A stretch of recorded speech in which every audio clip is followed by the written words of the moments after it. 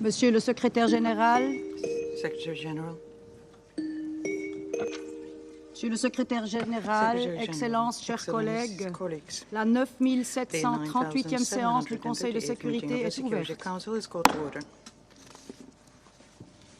Je voudrais saisir cette occasion pour rendre hommage, au nom du Conseil, à son Excellence M. Samuel Bogar, représentant de la Slovénie, qui a assuré la présidence du Conseil de sécurité pendant le mois de septembre.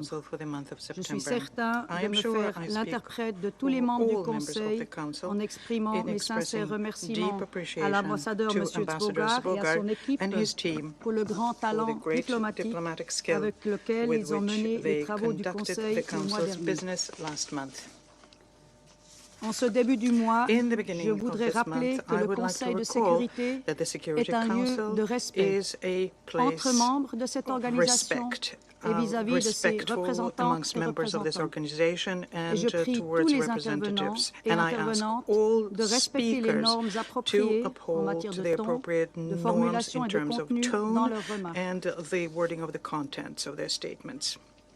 L'ordre du jour provisoire de la présente séance est la situation au Moyen-Orient. L'ordre du jour est adopté. Conformément à l'article 37 du règlement intérieur provisoire du Conseil, j'invite les représentants de l'Irak, d'Israël, de l'Italie, du Liban, de la République arabe syrienne et de la République islamique d'Iran à participer à la présente séance. Il en est ainsi décidé.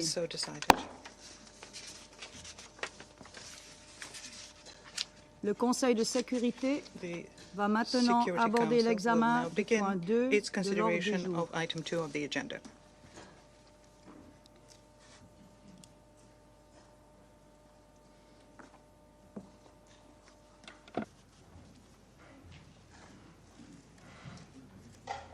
Je souhaite chaleureusement la bienvenue au secrétaire général, son Excellence M. Antonio Guterres, et lui donne la parole. Madam President, Excellencies, the raging fires in the Middle East are fast becoming an inferno. Exactly 1 week ago, I briefed the Security Council about the alarming situation in Lebanon. Since then, things have gone from bad to much, much worse. As I told the Council last week, the Blue Line has seen tensions for years. But since October, exchanges of fire have expanded in scope, depth, and intensity. I stated that almost daily exchanges of fire by Hezbollah and other non-state armed groups in Lebanon and the Israel Defense Forces are in repeated violation of Security Council Resolution 1701. I emphasize that the daily use of weapons by non-state armed groups is in violation of Security Council Resolutions 1559 and 1701. And I stressed that Lebanese sovereignty and territorial integrity must be respected, and the Lebanese state must have full control of weapons throughout Lebanon. Madam President, in the few short days since then, we have seen a dramatic escalation, so dramatic that I wonder what remains of the framework this Council established with Resolution 1701. Israel forces have conducted relentless airstrikes across Lebanon, including Beirut. The United States and France, with the support of several other countries, have proposed a temporary ceasefire allowing for the restart of negotiations. Israel refused that proposal and stepped up its strikes, including bombing the Hezbollah headquarters where its leader was killed. And Hezbollah has continued rocket and missile attacks on Israel. And yesterday, the Israel Defense Forces conducted what it stated were limited incursions into southern Lebanon. UNIFIL peacekeepers remain in position and the UN flag continues to fly despite Israel's request to relocate. I reiterate our deep appreciation to the military and civilian members of our UN peacekeeping force, UNIFIL, and to troop contributing countries. The safety and security of all UN personnel must be ensured. Madam President, civilians are paying a terrible price, which I utterly condemn. Since last October, more than 1,700 people have been killed in Lebanon, including over 100 children and 194 women. Over 346,000 people are confirmed to have been displaced from their homes, and government estimates put this number as high as 1 million. Another 128,000 people, both Syrian and Lebanese, have crossed into Syria. The UN has mobilized all its capacities to provide urgent humanitarian aid in Lebanon, and I ask the international community to fully fund our appeal. Since October 8th, Hezbollah attacks on Israel have killed 49 people, with over 60,000 people displaced from their homes. It is absolutely essential to avoid an all-out war in Lebanon, which would have profound and devastating consequences. Madam President, yesterday Iran launched approximately 200 ballistic missiles towards Israel. It stated it was in response to the killings of Hassan Nasrallah and the Islamic Revolutionary Guards Corps Commander Abbas Nilforushan last week, as well as that of Hamas leader Ismail Haniyeh in Tehran in July. Millions of people across Israel and the occupied Palestinian territory were forced to seek shelter. One person was killed from the Iranian strikes, a Palestinian in the occupied West Bank. As I did in relation to the Iranian attack in April, and as should have been obvious yesterday in the context of the condemnation I expressed, I again strongly condemn yesterday's massive missile attack by Iran on Israel. And these attacks, paradoxically, do nothing to support the cause of the Palestinian people or reduce their suffering. Almost 1 year has passed since the atrocious 7 October acts of terror by Hamas and the taking of hostages. And since last October, Israel has conducted in Gaza the most deadly and destructive military campaign in my years as Secretary General. The suffering endured by the Palestinian people in Gaza is beyond imagination. At the same time, the situation in the occupied West Bank, including East Jerusalem, continues to deteriorate with Israeli military operations, construction of settlements, evictions, land grabs, and intensification of settler attacks, progressively undermining any possibility of a two-state solution. And simultaneously, armed Palestinian groups have also used violence. Hamas has continued to launch rockets, and just yesterday, 7 Israelis were killed in a terror attack in Jaffa. Madam President, the events of the past week, the past months, and indeed nearly the past year make it clear. It's high time for an immediate ceasefire in Gaza, with the immediate and unconditional release of all hostages, the effective delivery of humanitarian aid to Palestinians in Gaza, and irreversible progress to a two-state solution. It's high time for a cessation of hostilities in Lebanon, re-election towards full implementation of Security Council resolutions 1559 and 1701, paving the way for diplomatic efforts for sustainable peace. It's high time to stop the sickening cycle of escalation after escalation that is leading the people of the Middle East straight over the cliff. Each escalation has served as a pretext for the next. we must never lose sight of the tremendous toll that this growing conflict is taking on civilians. And we cannot look away from systematic violations of international humanitarian law. This deadly cycle of tit-for-tat violence must stop. Time is running out, and I thank you. Je remercie le secrétaire général de son exposé et je donne maintenant la parole aux membres du Conseil qui souhaitent faire une déclaration. Je donne maintenant la parole au représentant de la France. Madame la Présidente, je remercie le secrétaire général des Nations Unies pour son intervention et je tiens à lui redire le plein soutien et toute la confiance de la France.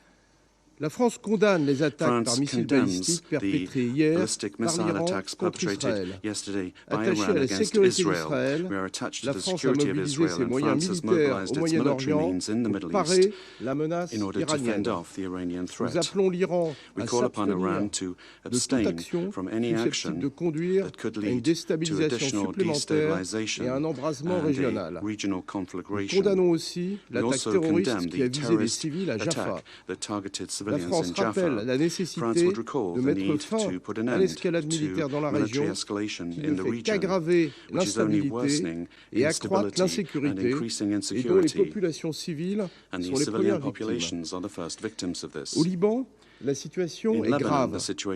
Les opérations militaires s'intensifient. L'armée israélienne a mené des incursions terrestres sur le territoire libanais en violation de la souveraineté libanaise et le Hezbollah poursuit ses attaques contre Israël.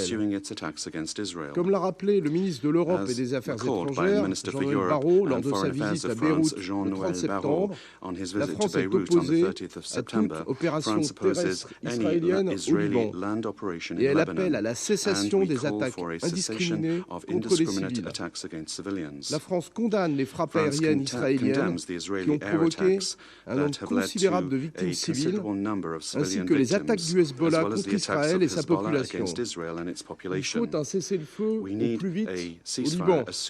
La France appelle les parties à se saisir sans délai de l'appel et des propositions du président de la République française et du président des États-Unis avec le soutien de nos partenaires en vue de parvenir à un cessez-le-feu ouvrant la voie à un règlement diplomatique du conflit.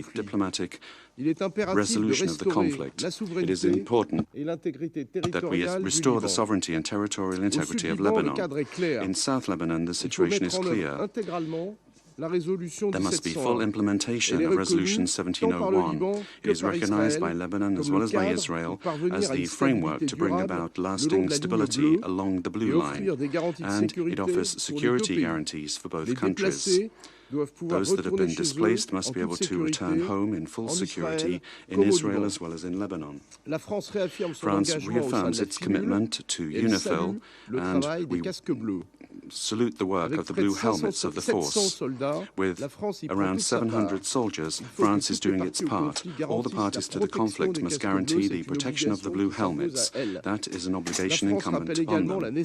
France also recalls the need for an immediate ceasefire and lasting ceasefire in Gaza, making it possible for there to be complete humanitarian access to the civilian population, the immediate release of all hostages, and a resumption of negotiations in order to effectively implement the two-state solution.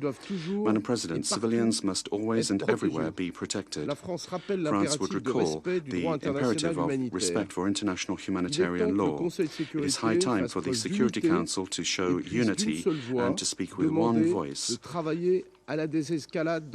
demanding that we work towards de-escalation in the region. France is pursuing its efforts in this regard with our partners. I thank you. Je remercie le représentant de la France et je donne maintenant la parole à la représentante du Royaume-Uni.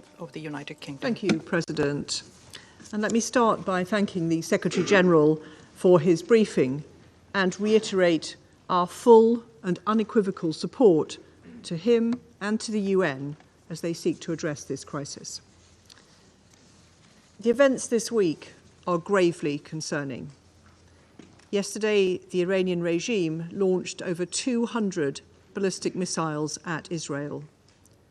we categorically condemn this act of aggression, which escalates an already dangerous situation.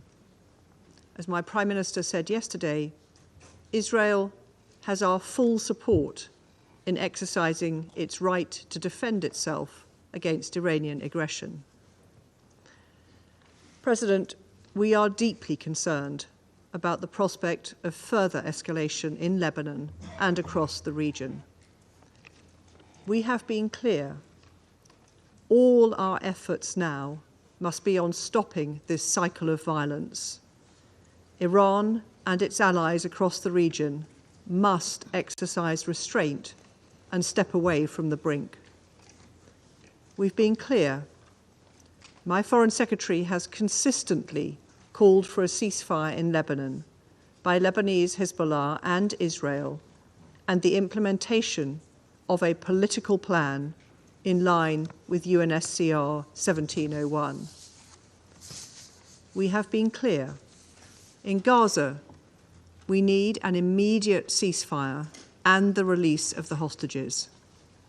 My Foreign Secretary has urged both Israel and Hamas to agree the ceasefire deal on the table, to choose peace and bring this chaos to an end. Peace, not war, is the courageous option. It is also the best option to secure stability and security for Israelis, Palestinians, Lebanese, and the wider region. President, my Prime Minister has been working urgently to gather support for a political solution to this crisis. Only a ceasefire in Lebanon and Gaza would create the space to agree a political plan consistent with UNSCR 1701 that allows for the sustainable return of displaced Israeli and Lebanese civilians to their homes. Innocent civilians in Israel and in Lebanon have been displaced from their homes for too long already. The only way they will return is through a sustainable peace across the blue line. The conflict in Lebanon is causing devastating consequences for civilians, especially for women and children, and draws us closer to a wider regional conflict. President, we cannot let Lebanon become another Gaza. With mounting civilian casualties and hundreds of thousands of displaced people, all parties must do everything possible to protect civilians and fully respect international humanitarian law. A widening of the conflict is in no one's interest. The actions taken now will impact a generation. I call on all actors to step back from the brink and find a political resolution. I thank you. Je remercie la représentante du I thank the Royaume-Uni et je passe representative maintenant of the la parole à United la Kingdom. I now représentante give de the floor Malte. to the representative Thank of you, Malta. President. And at the outset, allow me to congratulate you on assuming the presidency of the Council and thank Slovenia for its leadership in steering our work in September. I also thank the Secretary-General for his remarks. I reiterate our continued and unwavering support to him and thank him for his continued leadership and moral compass whilst guiding this organization through such difficult times. Malta echoes the Secretary-General in condemning the continued and escalatory hostilities across the Middle East. This vicious cycle of violence, inevitably leading to a regional conflict, is extremely concerning. It must be brought to an end. Repeated strikes across Lebanon and Israel, and Israeli operation across the Blue Line, continued rocket fire into Israel by Hezbollah, and the latest Iranian missile attacks on Israel, together with continued rhetoric and threats by relevant parties to continue escalating hostilities, are only paving the way towards a bleak and desolate future for the entire region. Amid the worst displacement crisis in the country's history, we are witnessing yet another man-made humanitarian catastrophe. We cannot be silent in light of this deterioration. Furthermore, we strongly condemn yesterday's missile attack on Iran by Israel. We call on Tehran to immediately halt such actions, which only contribute towards expanding a complex web of tensions and push the entire region closer to the precipice. We also condemn the terror attack in Jaffa yesterday, which killed 6 Israeli civilians and wounded 9 others. President, the Israeli-Hamas war, the resulting humanitarian crisis in Gaza, and situations elsewhere in the West Bank and East Jerusalem are the core of the explosive situation we now find ourselves in. These are the devastating consequences of unchecked conflicts. This human suffering is a high price that the people across the Middle East are paying on a daily basis. We stress that indiscriminate bombings, destruction of civilian infrastructure, and mass displacements are violations of international law. All parties must abide by their obligations under international humanitarian law and prioritize the protection of civilians. Furthermore, we emphasize once again that Security Council resolutions are legally binding. They must be respected and implemented. Along the blue line, it is only through the full implementation of Resolution 1701 that the displaced residents of Israel and Lebanon can be able to return to their homes in peace and security. Furthermore, Lebanon must be free of weapons held by militant groups outside the authority of the Lebanese state. We stress the need to establish an area free of armed weapons, other than those of the government of Lebanon and of UNIFIL, between the Blue Line and the Litani River. Violations of Lebanon's territorial integrity and sovereignty, including through Israeli airstrikes and overflights across Lebanon, must cease. A dramatic escalation in Lebanon will only move us further from this goal. In the current crisis, UNIFIL also assumes a fundamental stabilization role. The safety and security of UN peacekeepers is paramount. Also, as a troop-contributing country, we call on all parties to protect and support the important mission of UNIFIL. In Gaza, we reiterate our call for an immediate and permanent ceasefire, the safe return of hostages to Israel, and the full implementation of relevant Security Council resolutions. We continue to support all diplomatic initiatives aimed at de-escalation across the region, including the efforts of the members of this Council. In conclusion, President, the region is witnessing a descent into all-out war, despite months of warning. The narrative for war must end, and the narrative for peace must begin. More importantly, this Council must act in a united and decisive manner. Now is the time to speak with one voice and unequivocally call for an end to all hostilities. The people of the Middle East are waiting for us. The world is waiting for us. Thank you. Je remercie la représentante de Malte et j'invite maintenant la représentante des États-Unis à prendre la parole. Thank you, Madam President. We look forward to working closely with you during your presidency of the Council this month.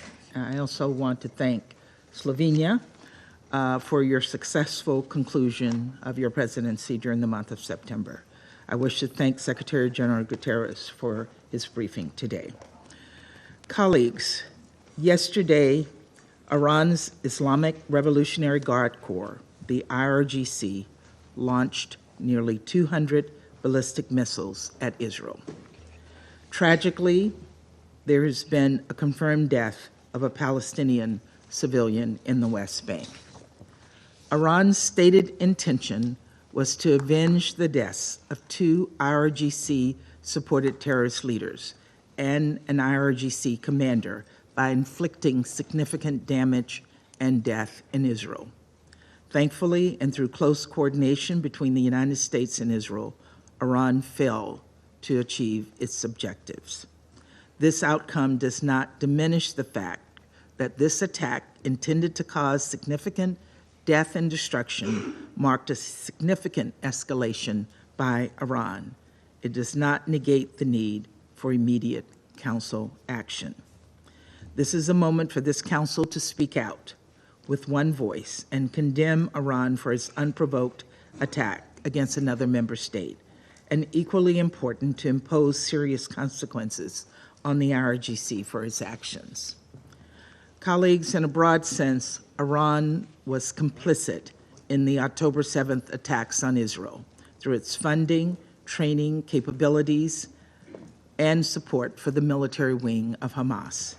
And after Hamas's horrific attack carried out nearly a year ago today, the United States sent a clear message to Iran. Don't exploit the situation in ways that would risk propelling the region into a broader war. The IRGC flagrantly and repeatedly ignored this warning by encouraging and enabling the Houthis in Yemen to disrupt global shipping and launch attacks against Israel, by supporting militant groups in Syria and Iraq, which repeatedly attacked American forces engaged in the fight against ISIS, and by arming and encouraging Hezbollah after its former leader, Nasrallah, made the decision on October 7th to open a northern front against Israel. There can be no doubt Iranian support to regional proxies has directly contributed to the crisis in Gaza and Lebanon. At the center of Iran's efforts since October 7th to sow chaos and threaten regional stability is the IRGC, which has repeatedly flouted and violated this Council's resolutions. I can't believe I have to say this, but I will, because the IRGC and its allies are out there peddling propaganda. The decision to launch nearly 200 ballistic missiles at Israel was not in any way defensive. The IRGC was not protecting Iran from threats from another member state. Instead, the IRGC was acting in solidarity with Hezbollah after the killing of Nasrallah, who led a terrorist group that has the blood of thousands of Americans, Lebanese, and Israelis on its hands. I can think of no starker example of state support of terrorism than launching ballistic missiles to avenge the death of a terrorist leader. It is indefensible and it is unacceptable.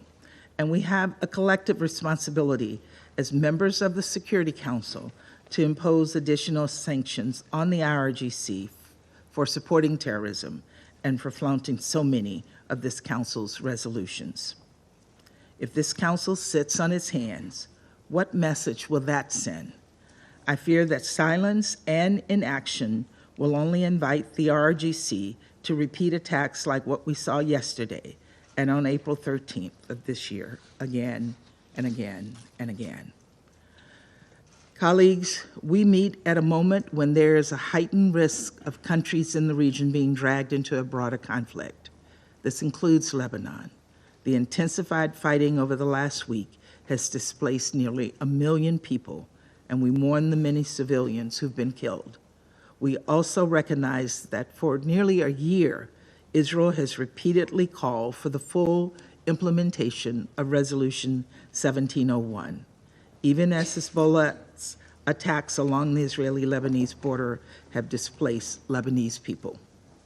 And even as Hezbollah has blocked Lebanon's government from exercising full sovereignty on its side of the blue line, it is significant that even in the aftermath of recent events, Israel is still calling for the full implementation of Resolution 1701.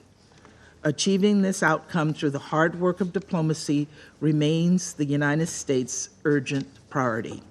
We strongly believe that a diplomatic solution along the blue line, consistent with Resolution 1701, offers the only path to durably de-escalate tensions and allow Israeli and Lebanese citizens to return to their homes with safety and security.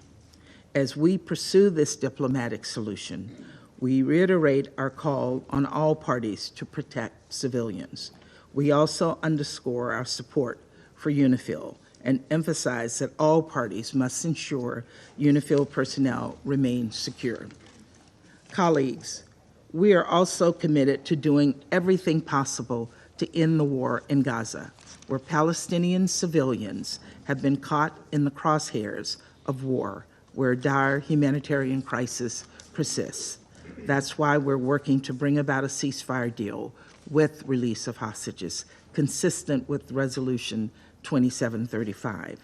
The events of the past week should send an unambiguous message to Hamas's leadership, which continues to cower in tunnels beneath Gaza.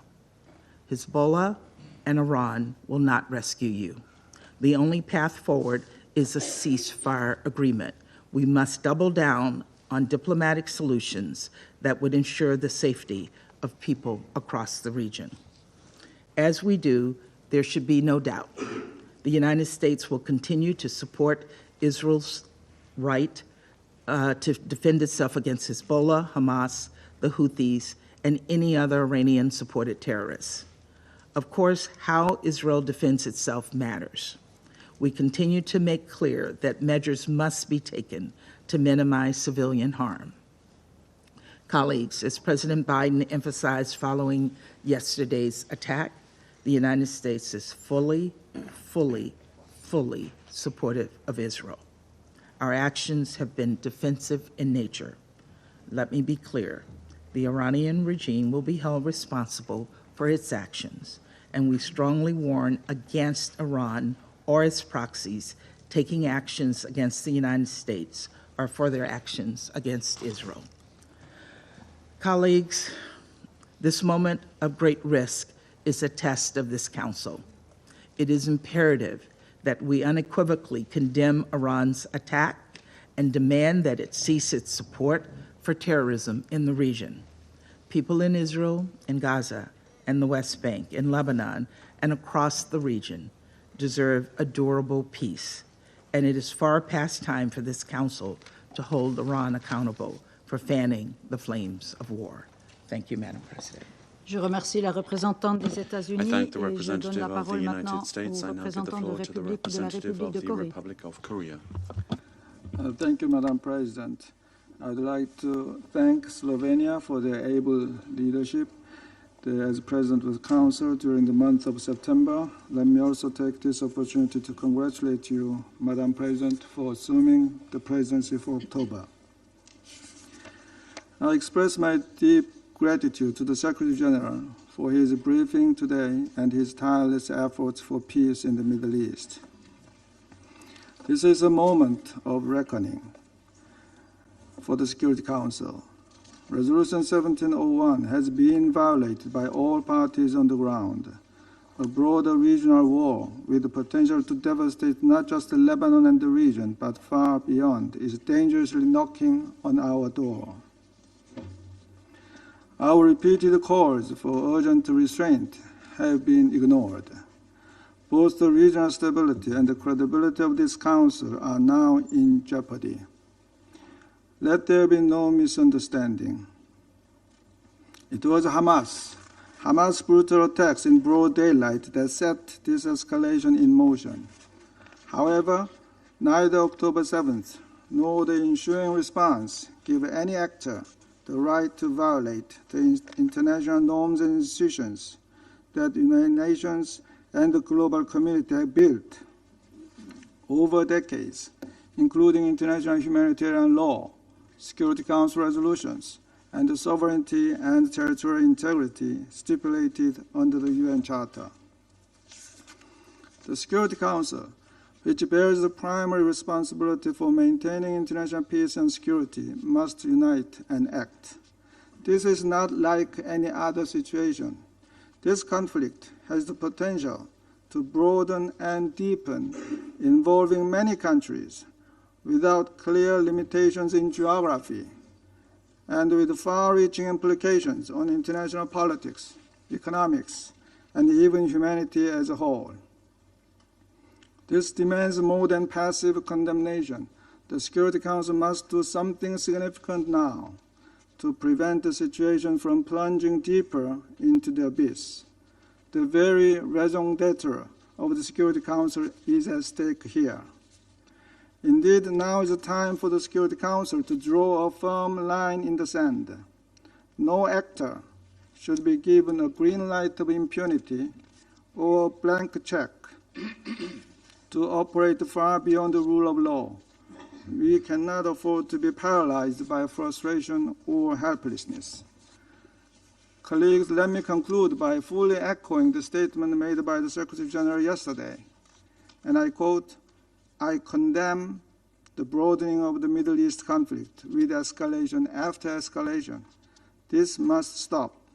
We absolutely need a ceasefire," unquote. I thank you. Je remercie le représentant de la République de Corée et j'invite la représentante de Slovénie à prendre la parole.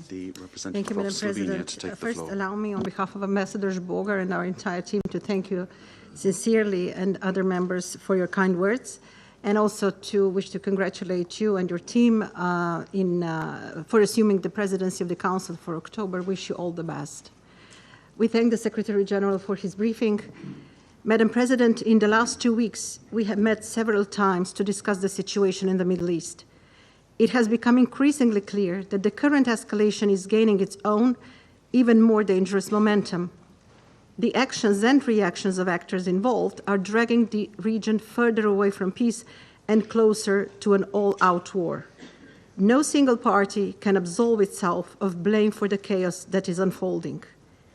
This has become a crisis of retaliation and vengeance, where each strike fuels the next. Let me be clear, the region needs full and immediate de-escalation. For this to happen, a ceasefire on all fronts is urgent. We condemn the recent escalation in the Middle East. This includes Iranian attack on Israel. It includes Israeli attacks on Lebanon and the escalation between Hezbollah and Israel. We call on Israel to revoke the ground operation in southern Lebanon. It also includes continuous Israeli military operation in Gaza, and it includes yesterday's terror attack in Jaffa. We see deeply troublesome parallels. Escalation from any side only leads to further violence, not security or peace. We want to underline more violence cannot bring more stability and security in the region or beyond. War is not a solution to the problems in the Middle East. There is no military solution to the crisis. We call on all countries and actors to show restraint, and to everyone with influence must exert it. To Israel, Iran, Hezbollah, Hamas, the Houthis and others, the circle of violence must stop. Retaliations must stop. Escalations must stop. We call on all parties to respect international law, particularly international humanitarian human rights law. Respect for and compliance with international law are a must. Protection of civilians must be ensured at all times, and we are dismayed by the impact of the escalation in Lebanon on civilians and condemn the high number of civilian casualties. Massive displacement in Lebanon will add an additional strain on a country which is already facing numerous challenges. Equally, this intensification of the conflict will not bring thousands of displaced Israelis back to their homes. And we must not forget about the entire population of Gaza being displaced repeatedly. There is a dire need to recommit and fully implement Resolution 1701. This Council must stand united in its call for de-escalation and ceasefire. We repeat our call for safety and security of UNIFIL to be ensured at all times.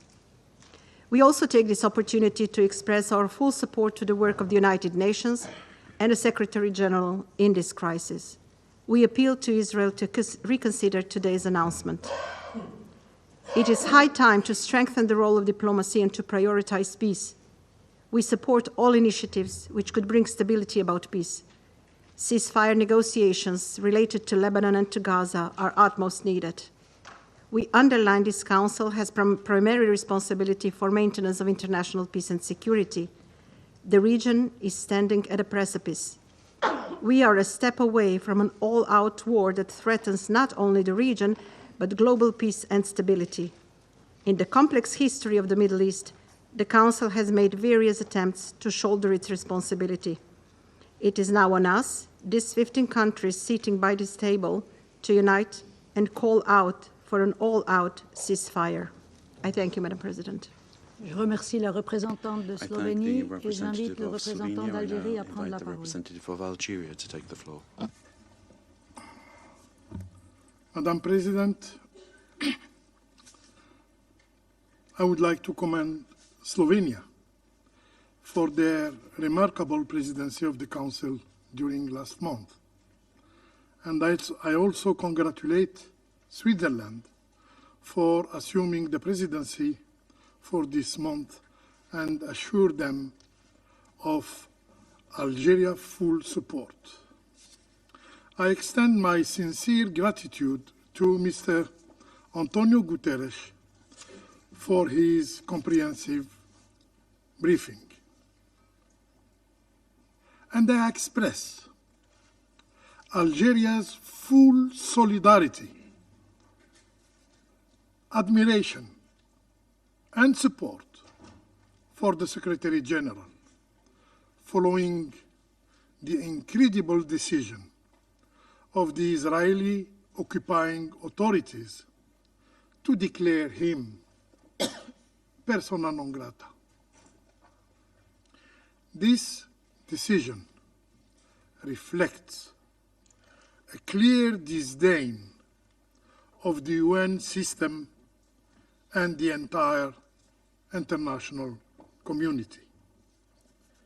For the Israeli authorities, no narrative, no truth exists except their own.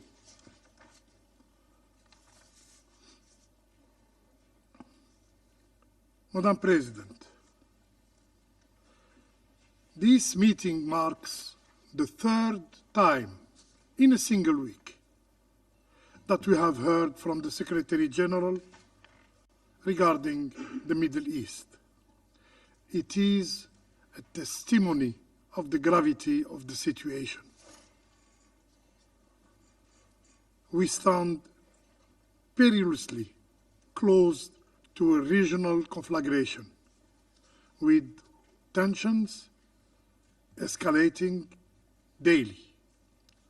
The situation has further deteriorated due to the Israeli aggression against Lebanon, beginning with the targeting of civilian electronic devices and progressing to indiscriminate bombardment and ground invasion that shows a blatant disregard for human life, a flagrant violation of international humanitarian law. Following the attacks detonating civilian electronic devices, the Security Council convened at Algeria's request. We endeavored to have the Council send a clear, a simple message, a call for immediate desescalation, a call for immediate desescalation. Regrettably, the Council failed in this attempt. Madam President, the Security Council's inability to act has exacted a devastating bill, a devastating toll. Between September 17 and 25th, the Israeli militaries claimed more than 1,000 lives in Lebanon. 1,000 lives in Lebanon, including 87 children and 156 women, while displacing 1 million of Lebanese in the country's largest exodus. Our inaction has effectively granted Israel under the right of self-defense principle. Our inaction has effectively granted Israel carte blanche to continue its rampage in Gaza, in West Bank, carte blanche to escalate against Lebanon and pursue the bloody agenda of death and destruction. Now we hear the new rhetorics of desescalation through escalation. Strange. This is a dangerous fallacy. Escalation inevitably breeds further escalation for years to come. This surge in violence has derailed efforts to implement Resolution 2735 and has severely compromised any prospect for calm in Lebanon and the wider region. The Security Council must act with greater resolve to be relevant, simply to be credible. As the highest authority responsible for maintaining international peace and security, including Resolution 2735, to be blatantly disregarded.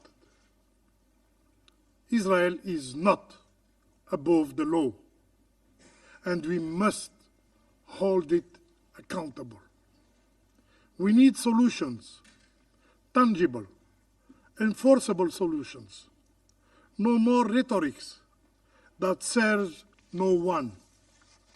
Madam President, while we must not allow the escalation in Lebanon to overshadow the ongoing tragedy in Gaza, it seems some have grown indifferent of Gaza's people plight. Any effort to address the broader escalation in the region must begin with halting the brutal assault in Gaza. I repeat, any effort to address the broader escalation in the region must begin with halting the brutal assault in Gaza. We need an immediate ceasefire. We need an immediate ceasefire in Gaza. Everyone, save for the Israeli occupier, seeks this end, this cycle of violence, and is working toward that end. So how long will the international community remain impotent in the face of Israel's defiance? How long will we fail to enforce full implementation of Resolution 1701, especially Israel's withdrawal from Lebanese territory, a key condition for Lebanon's stability? Madam President, the Middle East urgently requires concerted actions from all of us, to find lasting, sustainable solution to its crisis. These solutions demand an end an end to Israeli occupation of Arab lands in Lebanon, in Syria, and the establishment of an independent Palestinian state with Al-Quds Sharif as its capital. I thank you, Madam President. Je remercie le représentant d'Algérie et je passe la parole au représentant du I now give Mozambique. the floor to the representative of Mozambique. Madam President, allow me first to congratulate Switzerland on assuming the presidency of the Security Council in this very challenging month of October. We pledge our full support. We also thank Slovenia for its successful presidency in the month of September. We are grateful to His Excellency Mr. Antonio Guterres, United Nations Secretary General, for his insights on this deeply concerning matter. Madam President, the Middle East remains a region of intense and complex geopolitical dynamics, shaped by historical legacies, power struggles, and intricate relationship among various states and non-state actors, significantly shaping the region's landscape.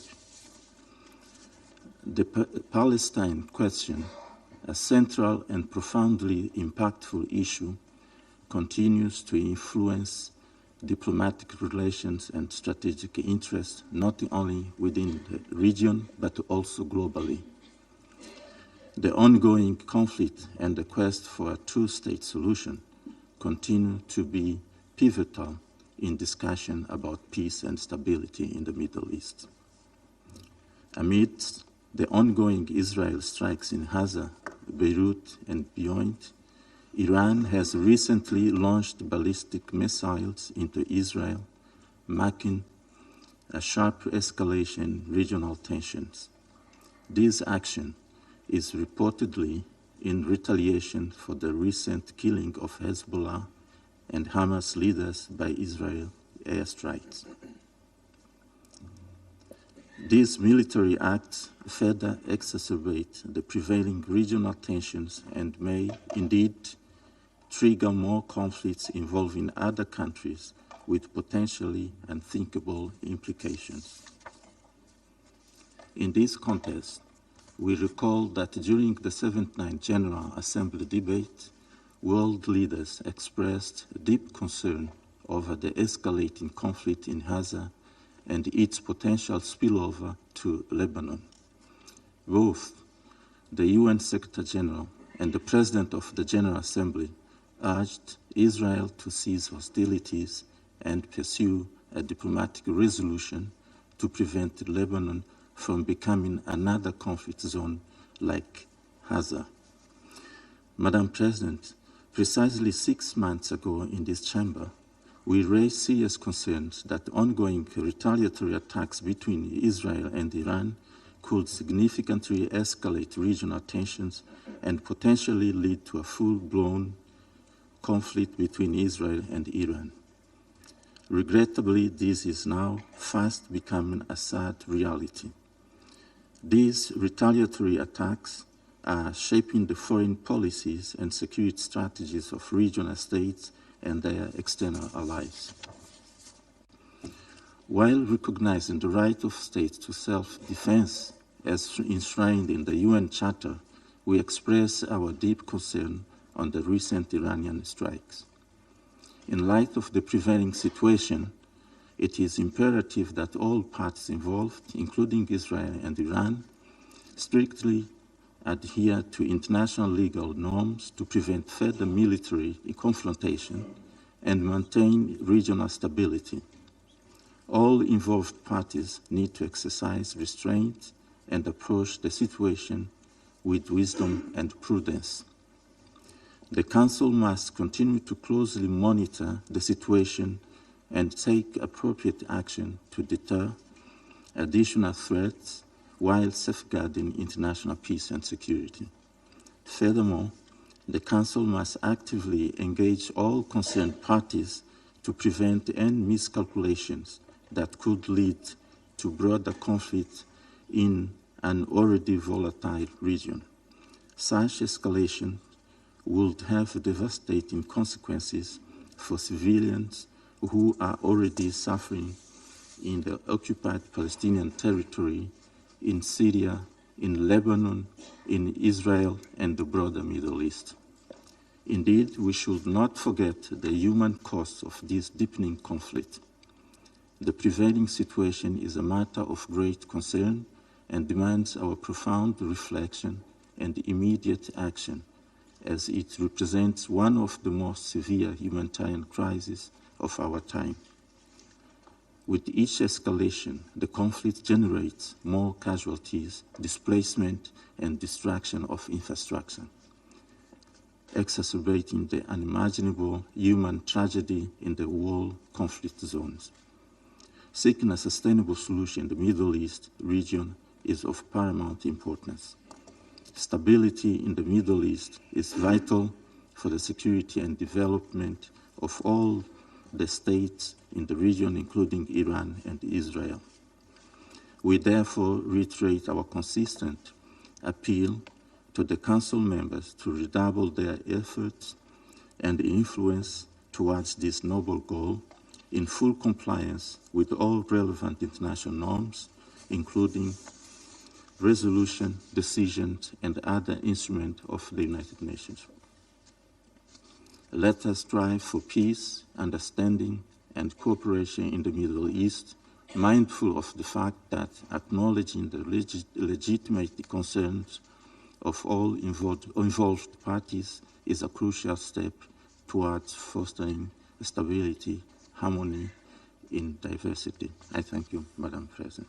Je remercie le représentant du Mozambique et je donne la parole à la représentante du Guyana. Thank you, Madam President, and allow me to congratulate Switzerland on the assumption of the presidency and to thank Slovenia for their successful presidency. I also thank Secretary General for his sobering briefing on the urgent and rapidly deteriorating situation in the Middle East, including Lebanon, and express Guyana's full support to him, including for his untiring efforts. Madam President, the situation in the Middle East is barreling towards a greater catastrophe. Israel continues to expand its military operations to Lebanon while continuing its intense offensive in Gaza. And we are now witnessing a dangerous escalation of attacks between Israel and Iran. Amidst the deadly tit-for-tat, tensions continue to ratchet up on multiple fronts, and the entire region ticks as a virtual time bomb before our very eyes. Guyana urges all parties to step back and to immediately end all hostilities. This Council must act as one, on the side of peace and respect for international law and the United Nations Charter. We must work to de-escalate the situation, and civilians must be protected on all fronts at all times.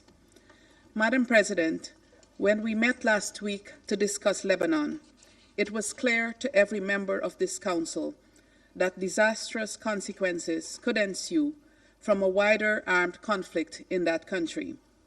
Today, we are meeting amidst reports of ground incursions by Israel into the sovereign territory of Lebanon in violation of the UN Charter and Resolution 1701, and following aerial bombardments from southern Lebanon to the heart of Beirut, resulting in more than 1,000 deaths in the past 2 weeks alone, not to mention the thousands injured and displaced. Guyana calls on Israel to uphold their obligations under the UN Charter and the wider body of international law, including international humanitarian law. Madam President, the people of Lebanon should be spared from the throes of a war neither of their making nor choosing, even as the country continues to grapple with difficult economic and political circumstances. This Council must act in the interest of international peace and security to prevent further tragedy in Lebanon, Gaza, and throughout the Middle East. Allow me to conclude with 3 urgent appeals. First, Guyana reiterates its call to all parties to immediately cease the hostilities and to abide by their obligations under international humanitarian law, in particular, the protection of civilians. We must intensify our efforts for a ceasefire in Gaza, in Lebanon, and every other front of operations. This Council must use all of its available tools to contribute to a diplomatic solution and to the full implementation of Resolution 1701, which provides a clear path for resolving this conflict in a manner that ensures that peace and security can be enjoyed by the people of both Lebanon and Israel. Second, we appeal to all parties to guarantee the safety and security of all UN and humanitarian personnel, including those attached to UNIFIL. As is the case with all UN personnel, UNIFIL has operated under extremely difficult circumstances over the past year and is undoubtedly being placed in a position of much greater risk as hostilities heightened in their area of operations. We must work to ensure that conditions remain conducive for the exercise by UNIFIL of its important mandate. Third, Guyana appeals for a renewed investment in peace over aggression.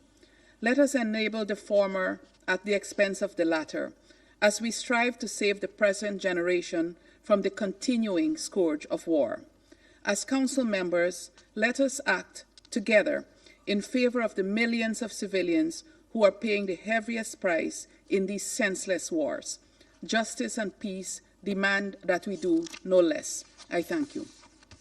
Je remercie la représentante du Guyana et j'invite le représentant du Japon à prendre la parole. Thank you, Madam President. First of all, let me express our gratitude to Slovenia for their successful presidency in September, and congratulate Madam President on your assumption of the presidency for October, and we express our full support to your presidency. I also would like to thank Secretary General for his sobering and important briefing today. Since last October, the world has witnessed an unconscionable spiral of violence in Gaza, the West Bank, Lebanon, Yemen, Syria, and beyond. The recent developments in Lebanon are particularly worrying.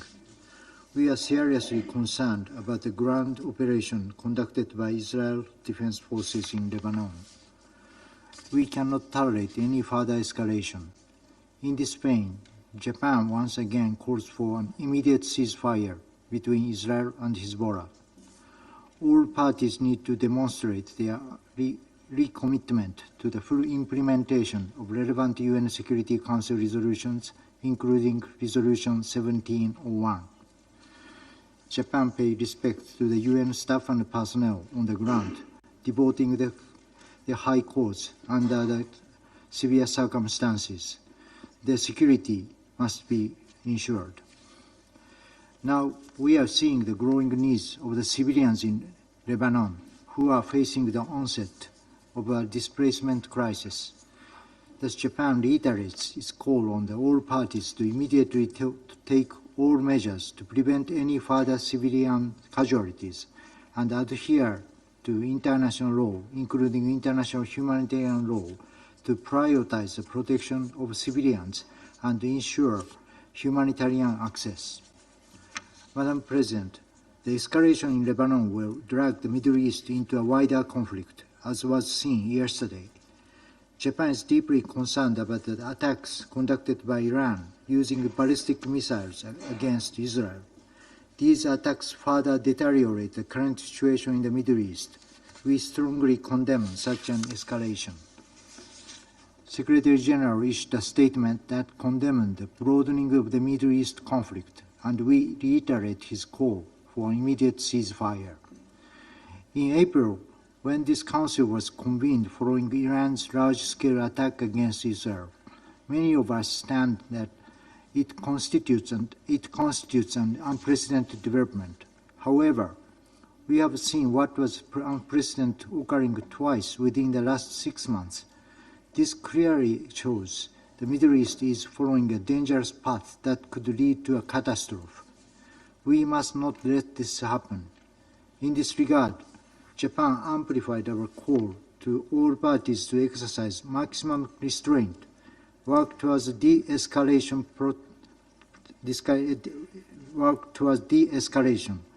protect civilians, and work through dialogue and diplomacy towards peace. Neither the region nor the world can afford any more conflicts.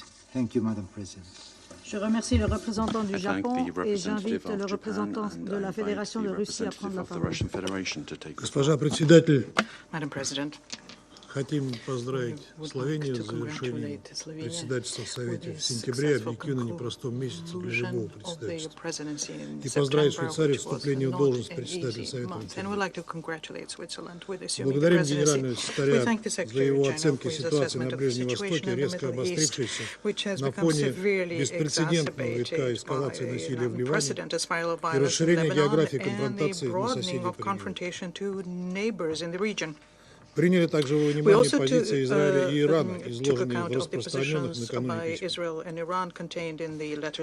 К сожалению, ближневосточный регион буквально на наших глазах скатывается в пучину новой большой войны, а Совет Безопасности лишь беспомощно наблюдает.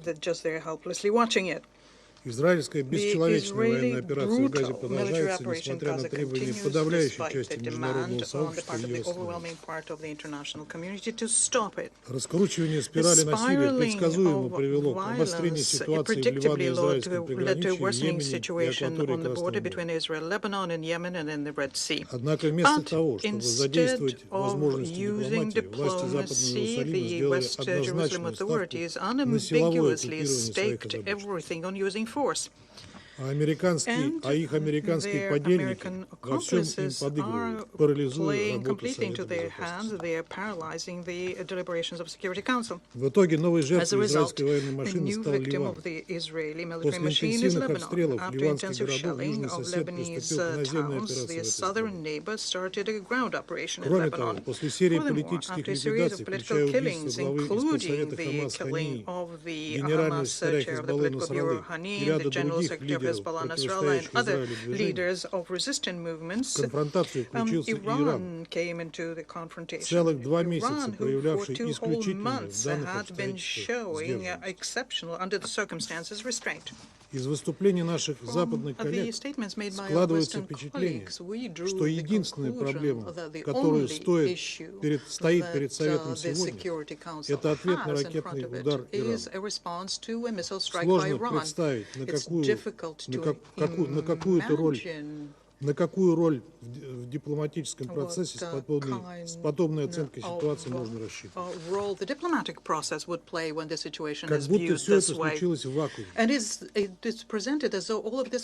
будто ничего не происходит и не происходило в Ливане, в Газе, в Сирии, Йемене, что и привело к новому, But it did happen, and it led to a new, very dangerous spiral of a widening Middle East conflict.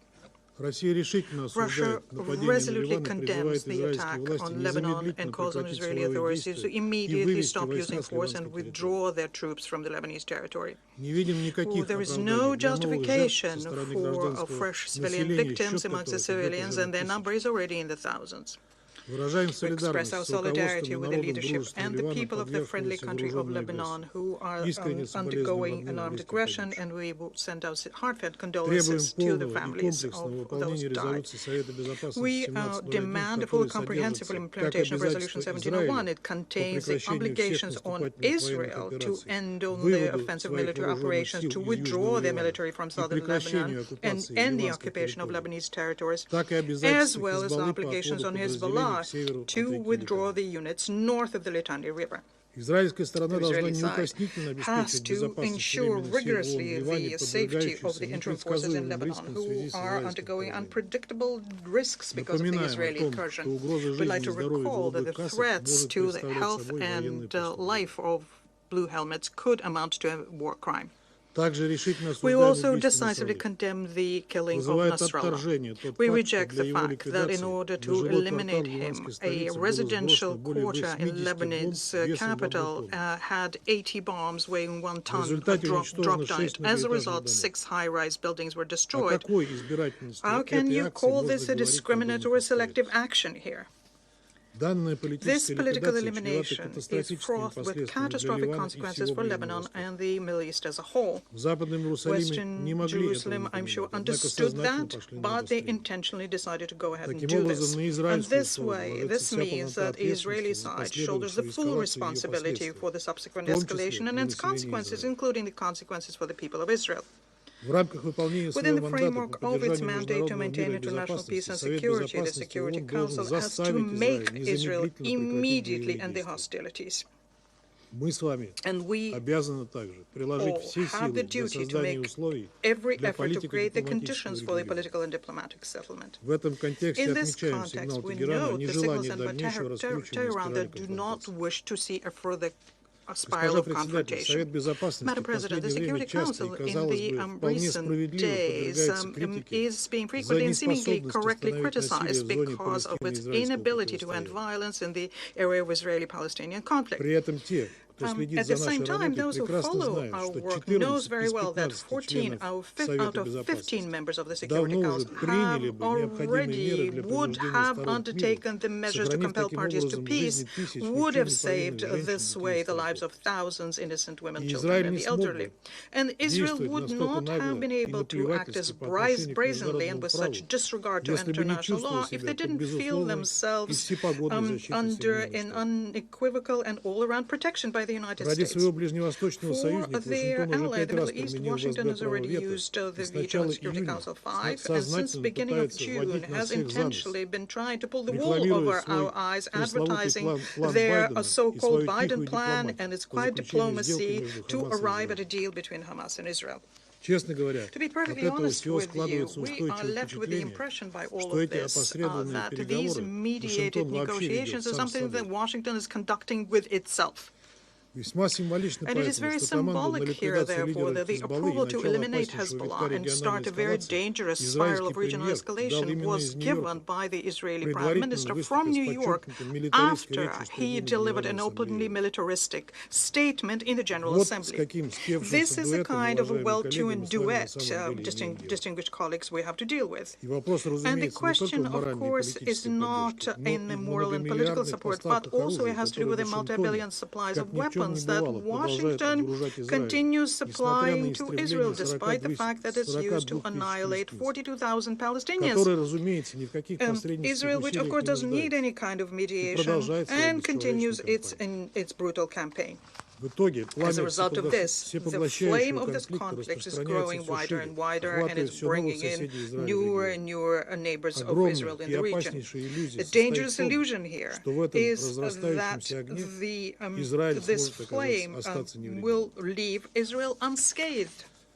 This flame has already consumed the lives of remaining Israeli hostages, whereas Western Jerusalem is pretending that all of this is part of their plan, and at the same time showing complete disregard to the public opinion in Israel itself. Madam President, another dangerous illusion is that Israel, having a considerable military supremacy, it plans to deal with the crises they provoked on themselves. It is becoming increasingly clear that the plans of the Israeli leadership is to pay any price so as to trigger a conflict between their main regional adversary, Iran, and the United States. It's difficult to say whether Washington understands this, but so far this show has been going on following the Israeli script. And if it reaches its finale, the conflict can reach an unimaginable level of escalation and will threaten not just the Middle East, but the entire world. We are convinced that it is in our interest to prevent such a scenario. We would like to believe that our American colleagues will also finally see the light and will fully realize their responsibility they shoulder as permanent members of the Security Council. Madam President, the only way out of the situation in the Middle East we see as using all of the vast toolkits the Security Council has. This toolkit allows us to effectively achieve an end of conflicts and ensuring that Security Council resolutions are implemented. Any other initiative will just be a mitigating stopgap and will not be effective.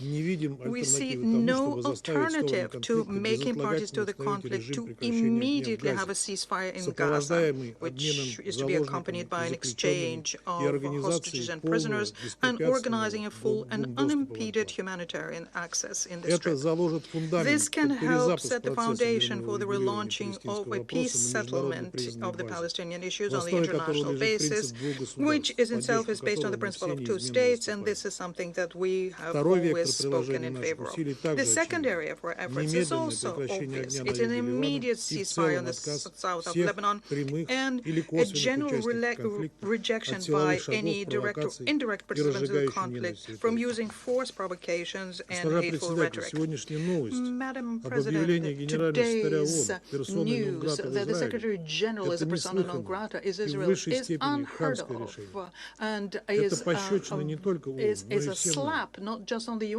but on all of us. We call on the members of the Security Council and the UN to react to this outrageous act.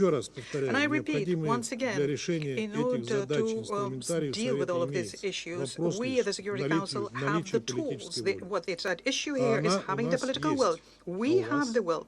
Do you? We urge you all to answer this question as soon as possible. I thank you. Je remercie le représentant de la Fédération de Russie et je passe la parole au représentant de la Sierra Leone.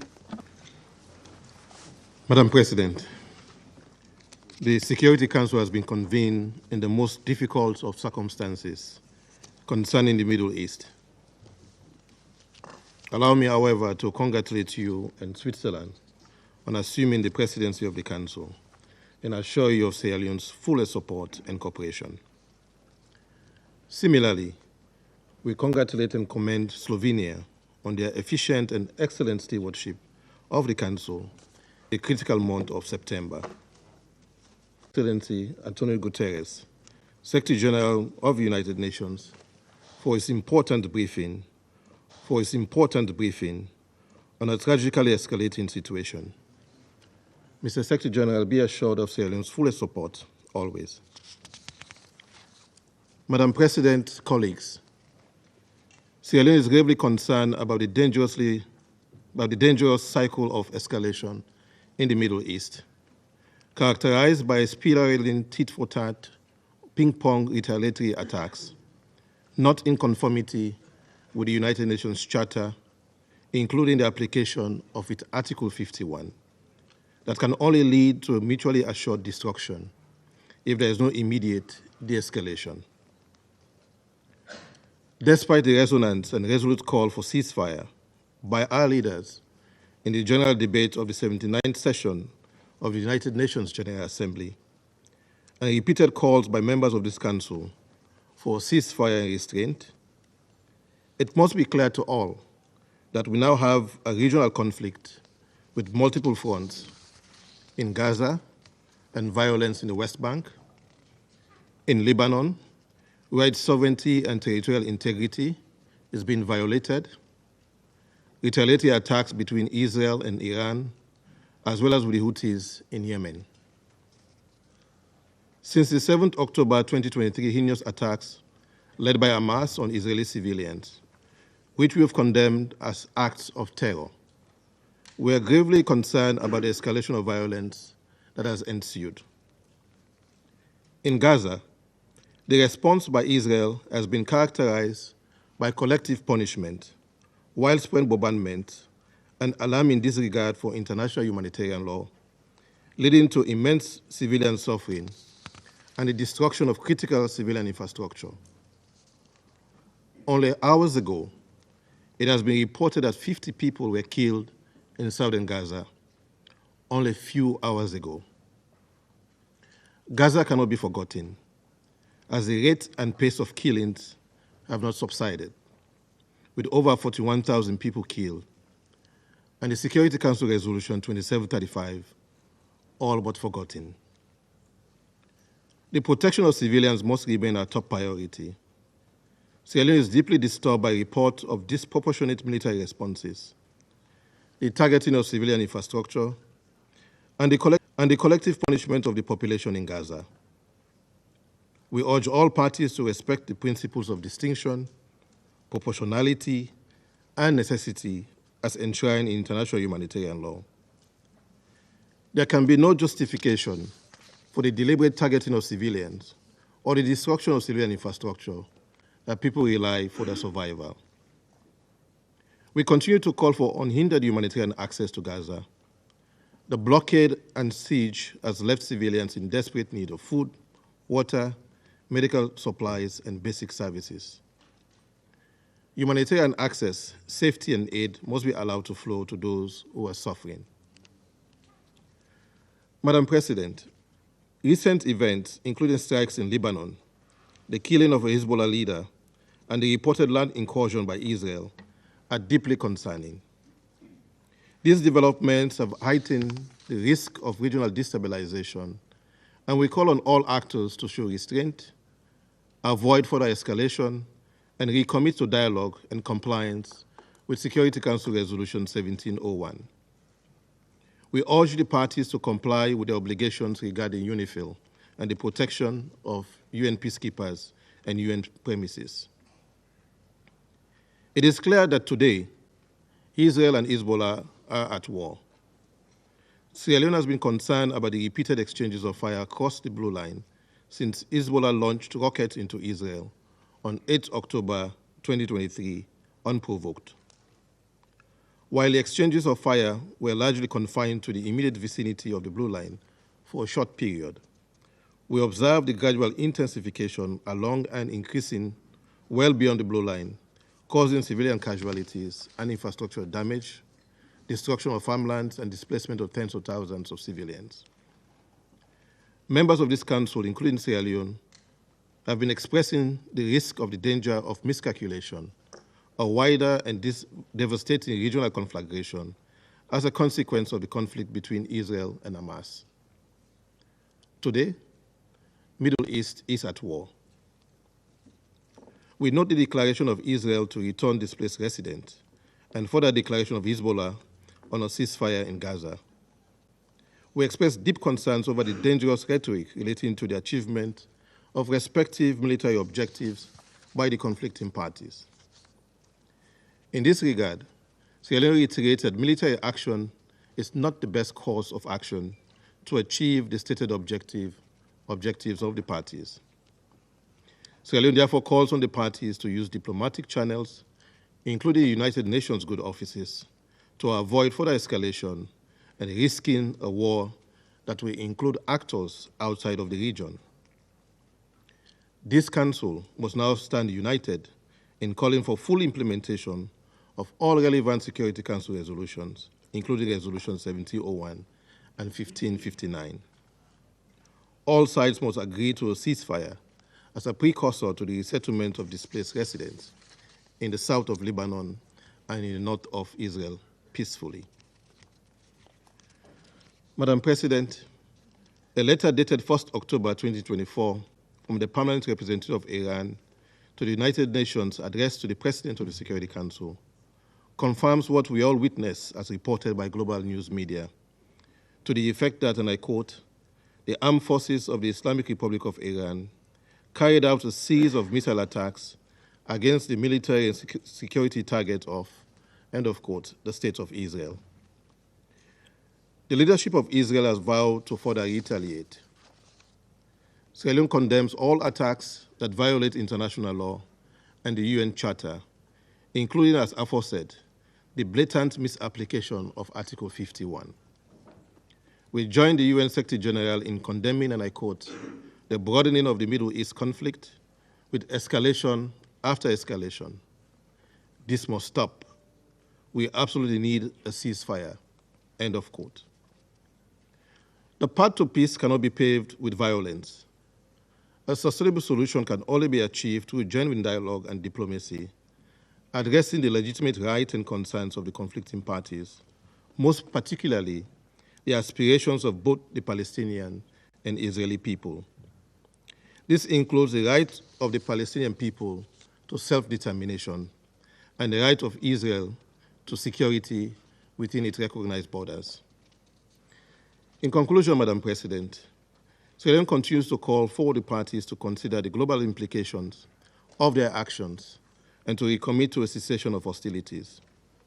We urge the Security Council, our council, to act decisively to halt the violence, enforce a ceasefire, the release of hostages and prisoners, facilitation of access to humanitarian aid, ensure accountability, and work towards a just and lasting solution that respects the rights of all peoples.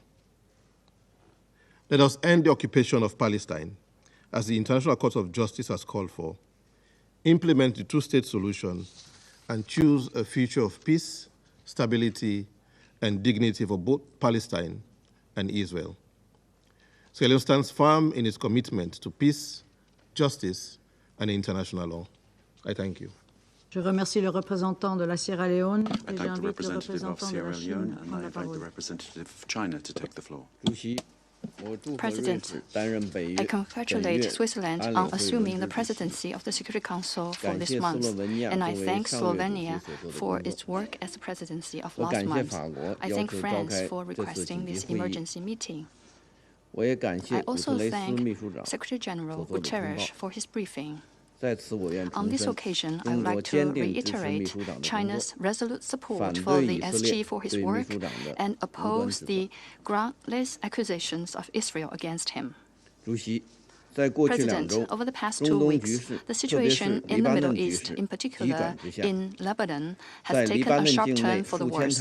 Following the remotely operated and simultaneous detonation of thousands of communications devices in Lebanon, Israel carried out several rounds of large-scale airstrikes in southern and eastern Lebanon. Yesterday, Israel launched ground offensive and military incursion into Lebanon.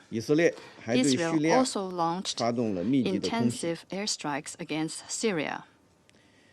Iran has also concluded a series of military attacks on the military and security targets in Israel and sent correspondence to the Security Council explaining its position. China is deeply concerned and extremely worried about the current grave situation and the prospect for further developments. We call for effective respect for the sovereignty, security, and territorial integrity of all states. We reiterate our opposition to all acts that violate the basic norms of international relations and condemn all violence and attacks against civilians. We share the position of the United Nations that any Israeli crossing into Lebanon violates the sovereignty and territorial integrity of Lebanon and contravenes the provisions of the Security Council Resolution 1701. Since last October, the cycle of violent conflict has been repeating itself in the Middle East. Israel, in total disregard for the call of the international community for an immediate ceasefire, single-mindedly advances its military operations, resulting in the projection and expansion of the conflict. At present, an all-out war is on the verge of breaking out. At this critical juncture, any inflammatory statements and provocative actions are extremely dangerous and could easily lead to miscalculations and chain reactions, escalate the situation, or even make it completely out of control. We urge all parties, in particular Israel, to exercise restraint and refrain from any action that could lead to further escalation of the situation. President, the conflict has caused an unprecedented humanitarian disaster. As we have seen, Gaza has become an inferno on earth, while in Lebanon there has been a great deal of destruction of civilian facilities. Thousands of casualties and more than 1 million people displaced from their homes, including a large number of Palestinian refugees. We call on all parties to the conflict to respect the red lines of international humanitarian law and to protect civilians. We support the efforts of the UN humanitarian system to take urgent action to ease the humanitarian situation in Palestine and Lebanon. China reiterates the importance of respecting the neutrality of UNIFIL and of effectively ensuring the safety and security of the peacekeepers. United Nations assets and personnel should not be the target of armed attacks. President, the Security Council bears an important responsibility for the maintenance of international peace and security. Under the current circumstances, the Council must act urgently and be united in making demands clearly and unequivocally that an immediate ceasefire must be established in Gaza. The de-escalation of the violence must be stopped, and the de-escalation of the Lebanese and Israeli situation must be advanced. The cycle of violence must be halted. Every effort must be made to prevent the spread of the fighting, and the parties concerned must be pushed to return to the track of political and diplomatic solutions. Any rhetoric that appease and allow further military adventurism will send out wrong signals and may cause serious consequences. We hope that major countries with important influence will adopt a sincere and responsible attitude and earnestly play a more constructive role and avoid further turmoil of the situation. I thank you, President. Je remercie le représentant de la Chine. I thank the representative of China and I give the floor to the representative of Ecuador. Thank you, Madam President. Allow me first and foremost to congratulate your delegation on assuming the presidency of the Council for this month, and I reiterate the full support of my country. We'd also like to thank Slovenia for the excellent presidency of the Council last month. I'd like to stress and reiterate the support of my country to the work of the Secretary-General for peace and our support for all UN agencies in that regard. So thank you, Madam President, and I'd like to thank France for having requested this emergency meeting so that the Council can consider the worsening situation in Lebanon and Israel, recent developments that have placed the Middle East in an extremely vulnerable situation.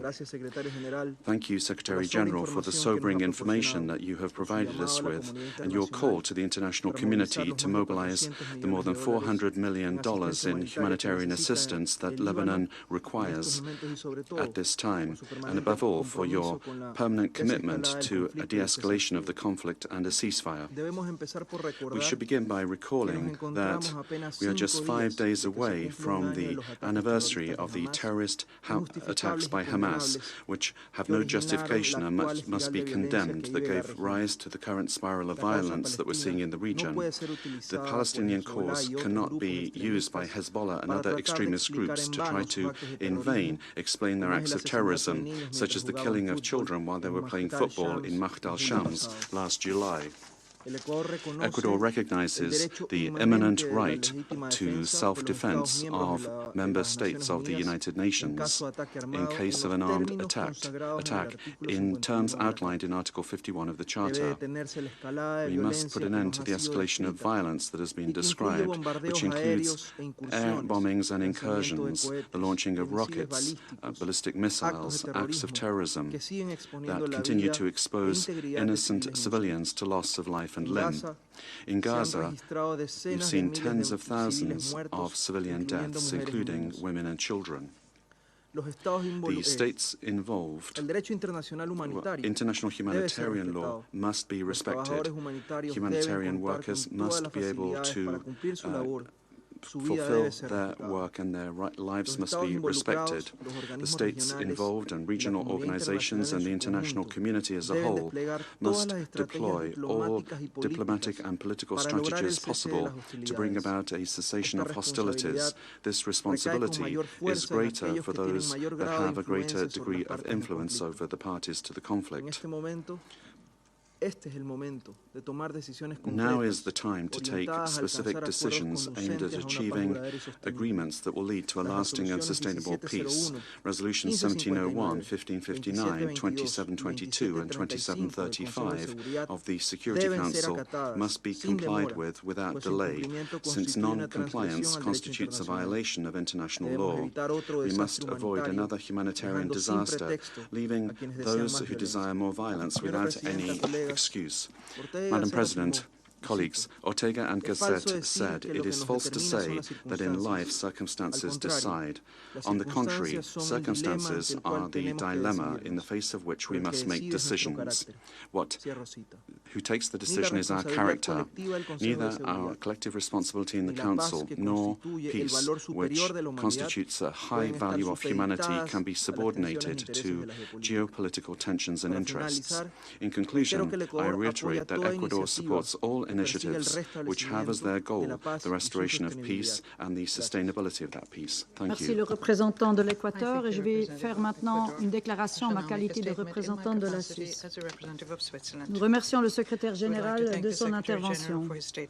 La Suisse est préoccupée au plus haut point face au dernier développement au Moyen-Orient. Le risque d'une guerre régionale dont nous mettons en garde depuis maintenant presque un an est sur le point de devenir réalité. En vue des innombrables vies civiles en danger, il est impératif que tous les acteurs dans la région cessent immédiatement leurs hostilités pour permettre une désescalade et que ce Conseil assume pleinement son rôle. L'intensification des hostilités entre Israël et le Hezbollah, y compris les informations faisant état d'incursions terrestres israéliennes, tout comme les tirs d'environ 200 000 missiles balistiques par l'Iran sur le territoire israélien, sont inacceptables. Il en va de même pour les offensives menées par les Houthis et d'autres groupes armés dans la région.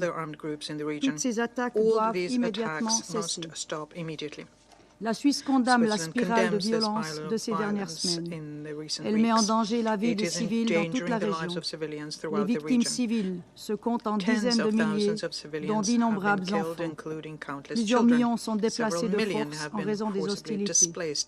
La population civile paye ainsi le prix lourd de cette escalade militaire au Liban, dans tout le territoire palestinien occupé et en Israël.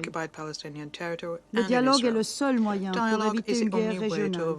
La Suisse soutient tous les efforts en vue de solutions diplomatiques pouvant mener à un arrêt immédiat des violences dans toute la région. Toutes parties et ceux qui ont une influence sur elles doivent maintenant faire preuve d'un maximum de retenue. La Suisse appelle toutes les parties à agir dans les limites imposées par le droit international, y compris la Charte des Nations Unies. La souveraineté et l'intégrité territoriale de tous les pays dans la région doivent être respectées. De plus, la volonté de ce Conseil est claire. Toutes ces résolutions doivent être mises en œuvre. Cela concerne les résolutions exigeant un cessez-le-feu à Gaza et demandant la libération immédiate et inconditionnelle des otages. Cela vaut également pour celles sur la sécurité maritime en mer Rouge. De même, nous appelons encore une fois avec insistance un retour à la cessation des hostilités de part et d'autre de la ligne bleue, ainsi qu'un réengagement immédiat quant à la mise en œuvre de la résolution 1701. Cette résolution est reconnue par tous. Elle dresse un chemin pour résoudre les causes sous-jacentes du conflit et permettre aux populations au Liban et en Israël de vivre en paix et sécurité. Le droit international humanitaire doit impérativement être respecté par toutes les parties en toutes circonstances et indépendamment de la question de la licéité du recours à la force.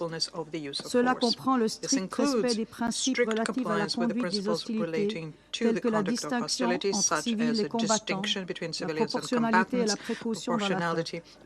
La Suisse condamne toutes les violations du droit international ayant eu lieu ces derniers jours, y compris les attaques balistiques d'hier de l'Iran sur Israël. La Suisse condamne également toutes les violations du droit international humanitaire et de toute violence contre les civils, comme les actes de terreur à Jaffa hier ou les attaques croissantes des colons en Cisjordanie. Monsieur le secrétaire général, la Suisse renouvelle son soutien à l'engagement et les bons offices de l'ONU dans la région. Cela concerne en particulier la FINUL et UNSCOL. La FINUL, à laquelle la Suisse contribue par l'intermédiaire de l'ONU, accomplit actuellement son travail dans un environnement extrêmement dangereux pour réduire les tensions et assurer la liaison entre les parties. La Suisse réitère aussi son plein soutien au travail du secrétaire général. En outre, l'ONU fournit actuellement, en collaboration avec d'autres organisations, une aide humanitaire à tous les civils dans le besoin. Nous appelons à nouveau à la protection du personnel de l'ONU, en particulier du personnel humanitaire et du personnel de maintien de la paix. Il est urgent de mettre un terme aux souffrances des populations civiles et de rétablir le dialogue en vue de pacifier la région. La responsabilité d'un Conseil de sécurité uni dans son action en faveur de la paix est claire. Je vous remercie. Je reprends maintenant mes fonctions de présidente du Conseil. Et je donne maintenant la parole aux représentants sous article 37. Rule 37. Et j'invite donc le Liban à prendre la parole. And I invite Lebanon to take the floor.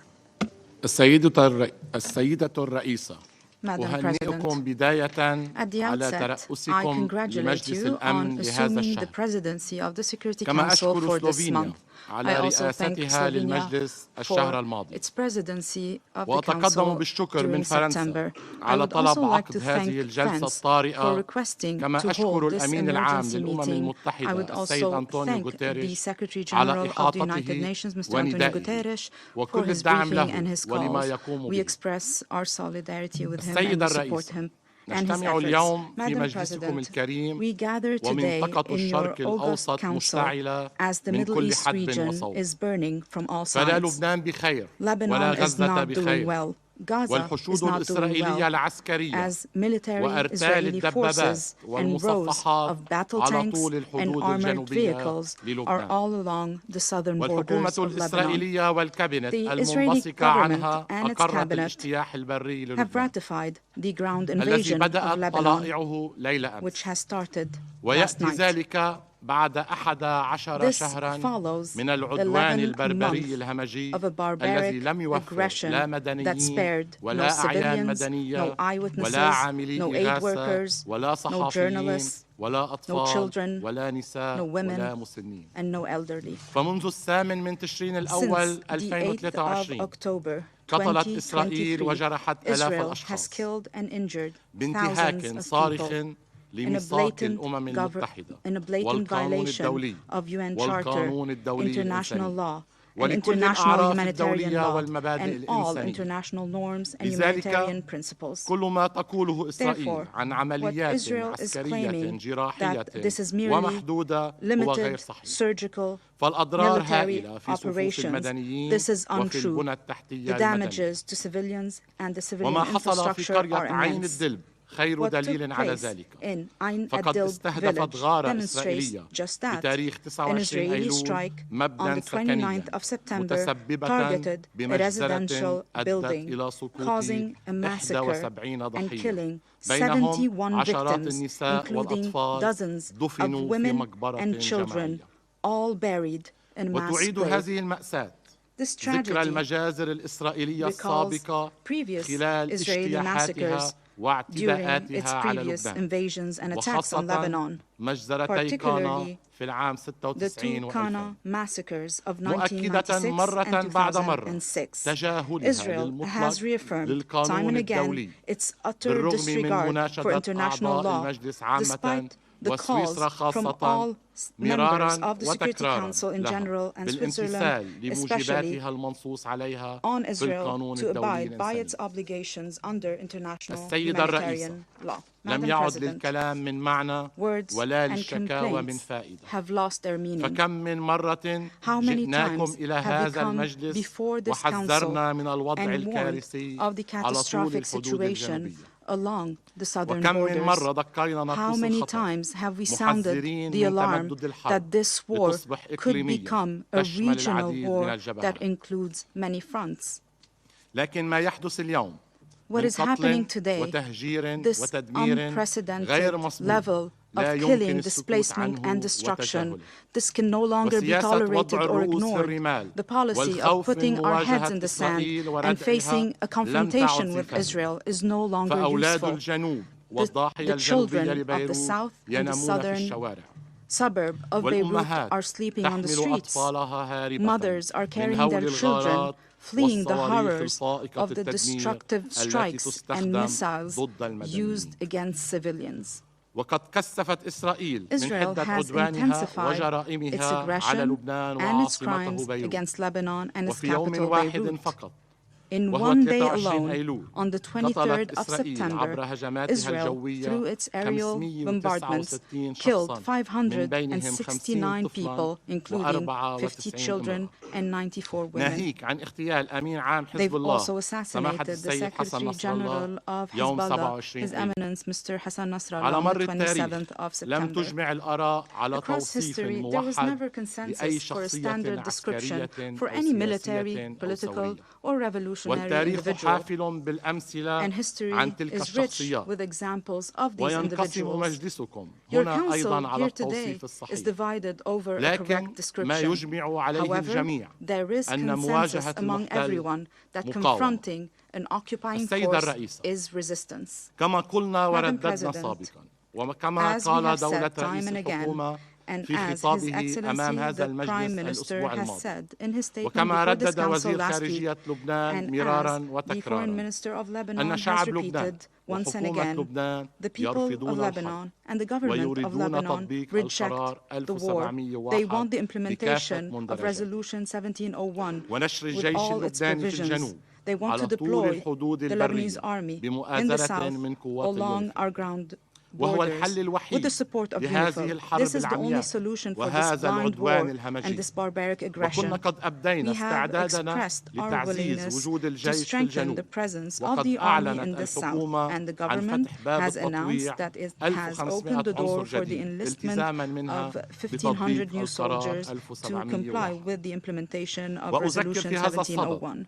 In this regard, I recall that Lebanon has agreed to the French-American initiative that Israel has also initially agreed to, but then rejected this initiative, even annihilated it with a wave of killing and destruction that has been unprecedented in scale and violence. We also reaffirm the official position as stated by the Prime Minister yesterday. We remain committed to the call issued by the American and French presidents, supported by a number of friendly and sisterly countries. We pledge to implement all the points of the declaration, including an immediate ceasefire, to start to look into the implementation of Resolution 1701 fully. We welcome the call and we pledge to implement it immediately. And upon a ceasefire, we are prepared to deploy the Lebanese army to the area south of the Litani River so that it can carry out its function fully in coordination with UNIFIL in the south. Madam President, today we are moving further and further towards an open, unrestricted regional war. The solution is to go back to political solutions based on relevant resolutions of international legitimacy. This situation will not be resolved until the full implementation of Resolution 1701. And if we only focus on imposing military solutions instead of diplomatic solutions. Furthermore, the situation in Palestine will not be resolved and will only escalate. And the waves of killing and destruction will continue unless resolutions of the United Nations are implemented, particularly resolutions 2735, 242, 338 on the two-state solutions and the establishment of the Palestinian state. The Security Council must shoulder its responsibility to prevent an implosion in the Middle East. and to help us exit this dark tunnel. Lebanon today is facing an unprecedented humanitarian crisis. Lebanon needs urgent humanitarian assistance. It is the only state that hosts 2 million Syrian IDPs, 500,000 Palestinian refugees, and we also have around 1 million Lebanese IDPs. This is an unusual precedent. We have warned before of the risk of displacement, and today we are before a humanitarian crisis with 1 million IDPs, with thousands of them on the streets, without food, without water, without medication. Therefore, we are requiring assistance to confront this catastrophe. Yesterday, in cooperation with the United Nations, we launched an urgent appeal for $426 million to respond to this humanitarian crisis. We would like to thank all those who contributed to the aid efforts, from friendly and sisterly countries, from UN agencies, and we call on all stakeholders and all countries to contribute as well. Madam President, our history with Israel has been permeated with many invasions in 1978, 1982, and 2006, and all these invasions, all these occupations that resulted in great devastation, the killing of thousands of civilians, they all ended with the defeat and withdrawal of Israel. Today's invasion will have the same result, another defeat to be added to the record of Israel with Lebanon. The land of the South recognizes its citizens, and our citizens in the South are rooted in their land. The olive tree that you burned with your white phosphorus will grow, will blossom, and bear fruit once again. And this consecrated land will reject any occupier for however long it takes.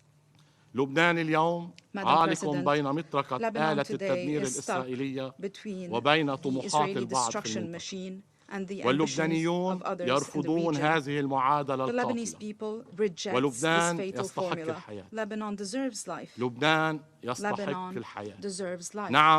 Yes, Lebanon and the Lebanese people deserve life. I thank you. I thank the representative of Lebanon, and I now give the floor to the representative of Israel. Thank you, Madam President. Last night, the Iranian regime launched a cold-blooded attack against 10 million civilians, Jewish, Muslim, Christian, men, women, and children of every faith. In an unprecedented act of aggression, Iran fired almost 200 ballistic missiles, forcing millions of people into bomb shelters. These scenes have not been witnessed since the Blitz in London. This was a deliberate attempt to strike at the very heart of our society, targeting the most sacred places in Israel, holy sites, mosques, synagogues, and churches. To Iran, there is no holy ground, no purity of life worth protecting. But even before the missiles rained down, the bloodshed had already begun. Just minutes before this assault, Palestinian terrorists opened fire on civilians, murdering 7 innocent people, young women, mothers protecting their babies, tourists. This is the reality we face every single day.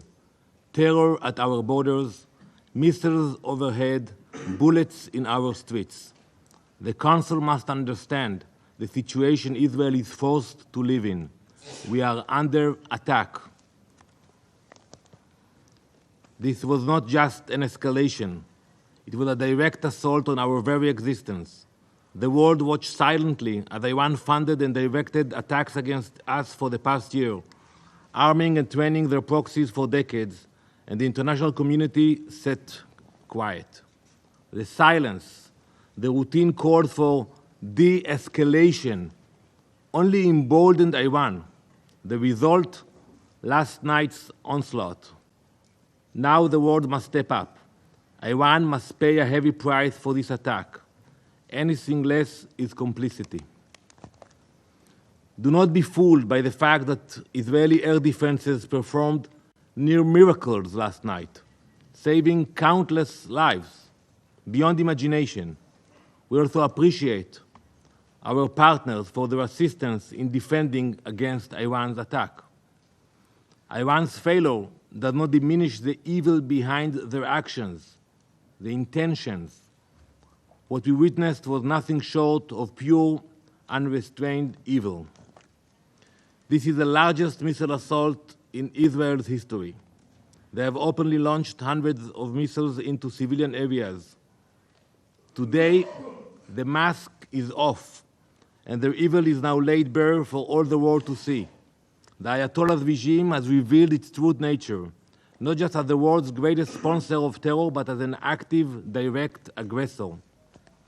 For years, Iran has armed terrorists and tyrannical regimes.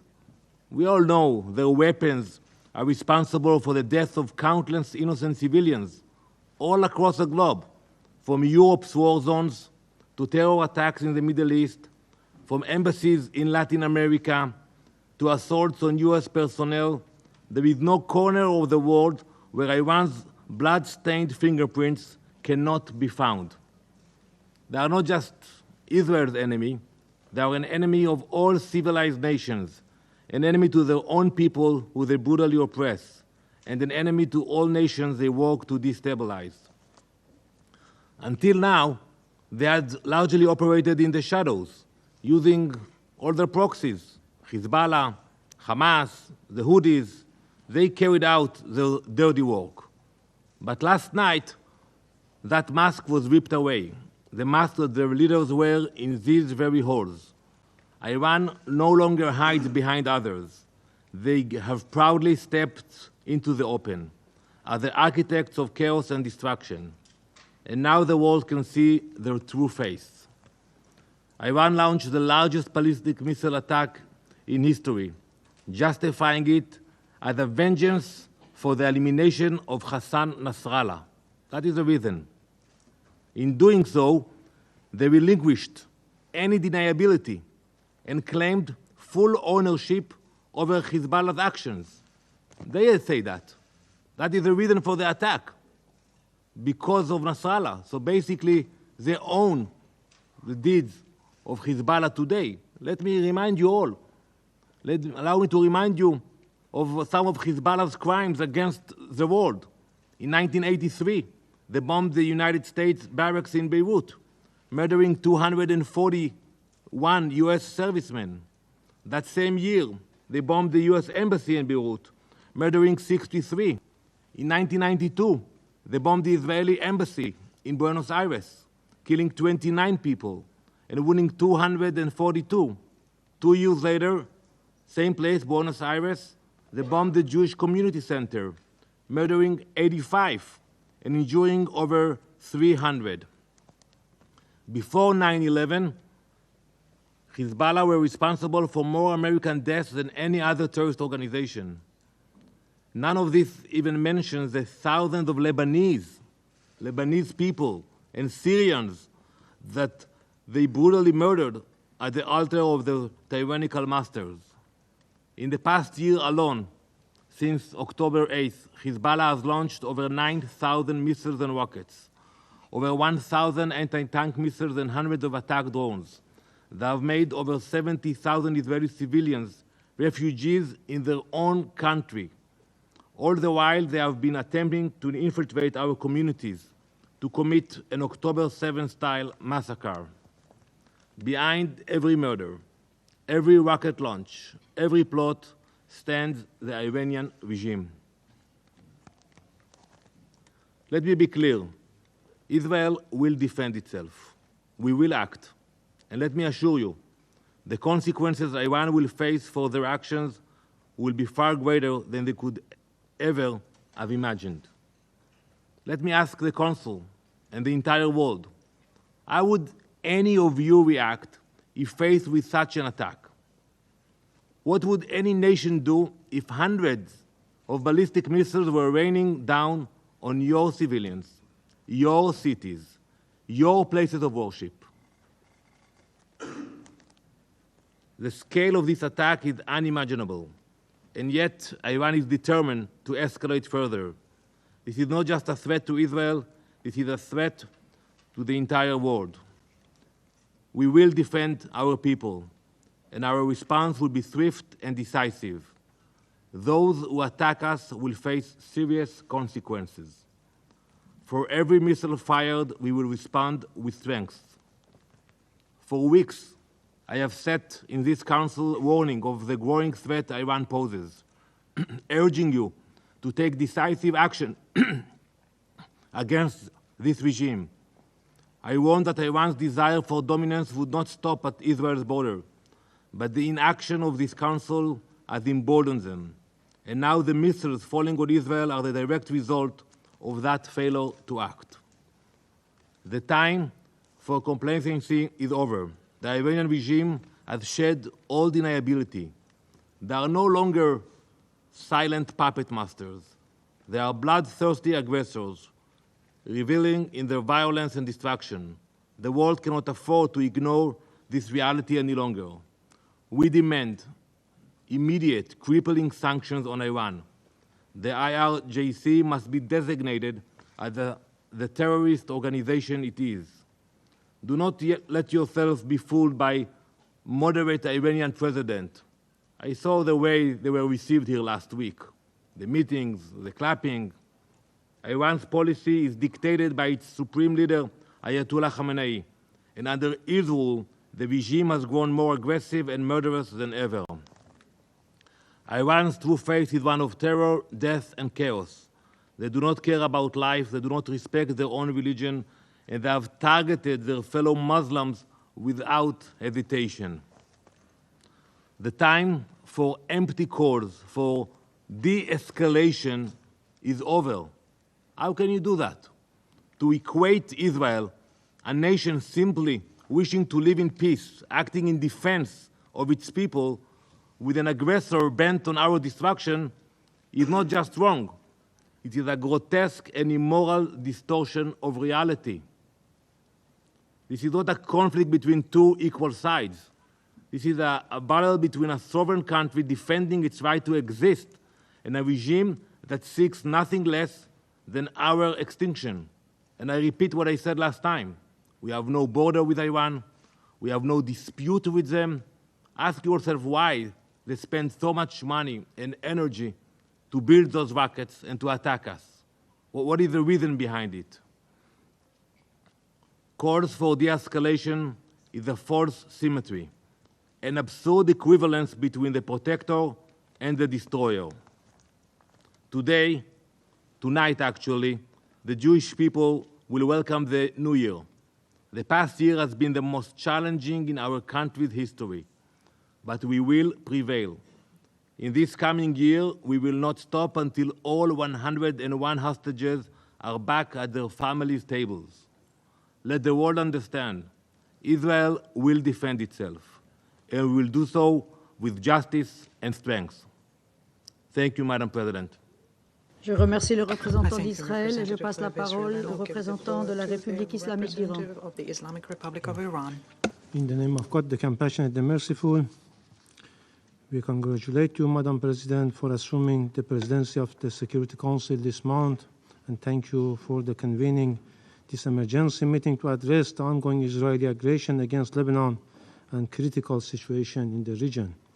We acknowledge Slovenia for its successful conclusion of the presidency in September. Madam President, distinguished delegates, for a year now, the apartheid and occupying regime of Israel has continued its brutality in occupied Palestine with full impunity. And now this regime is extending its brutal, aggressive war to Lebanon and targeting innocent people day and night across the border and deep inside the territory. The regime is pushing the region to the edge of an all-out, unprecedented catastrophe. Israel has no intention to pursue peace or a ceasefire. Regrettably, the UN Security Council has remained paralyzed due to the United States obstruction of any effective decision by this body.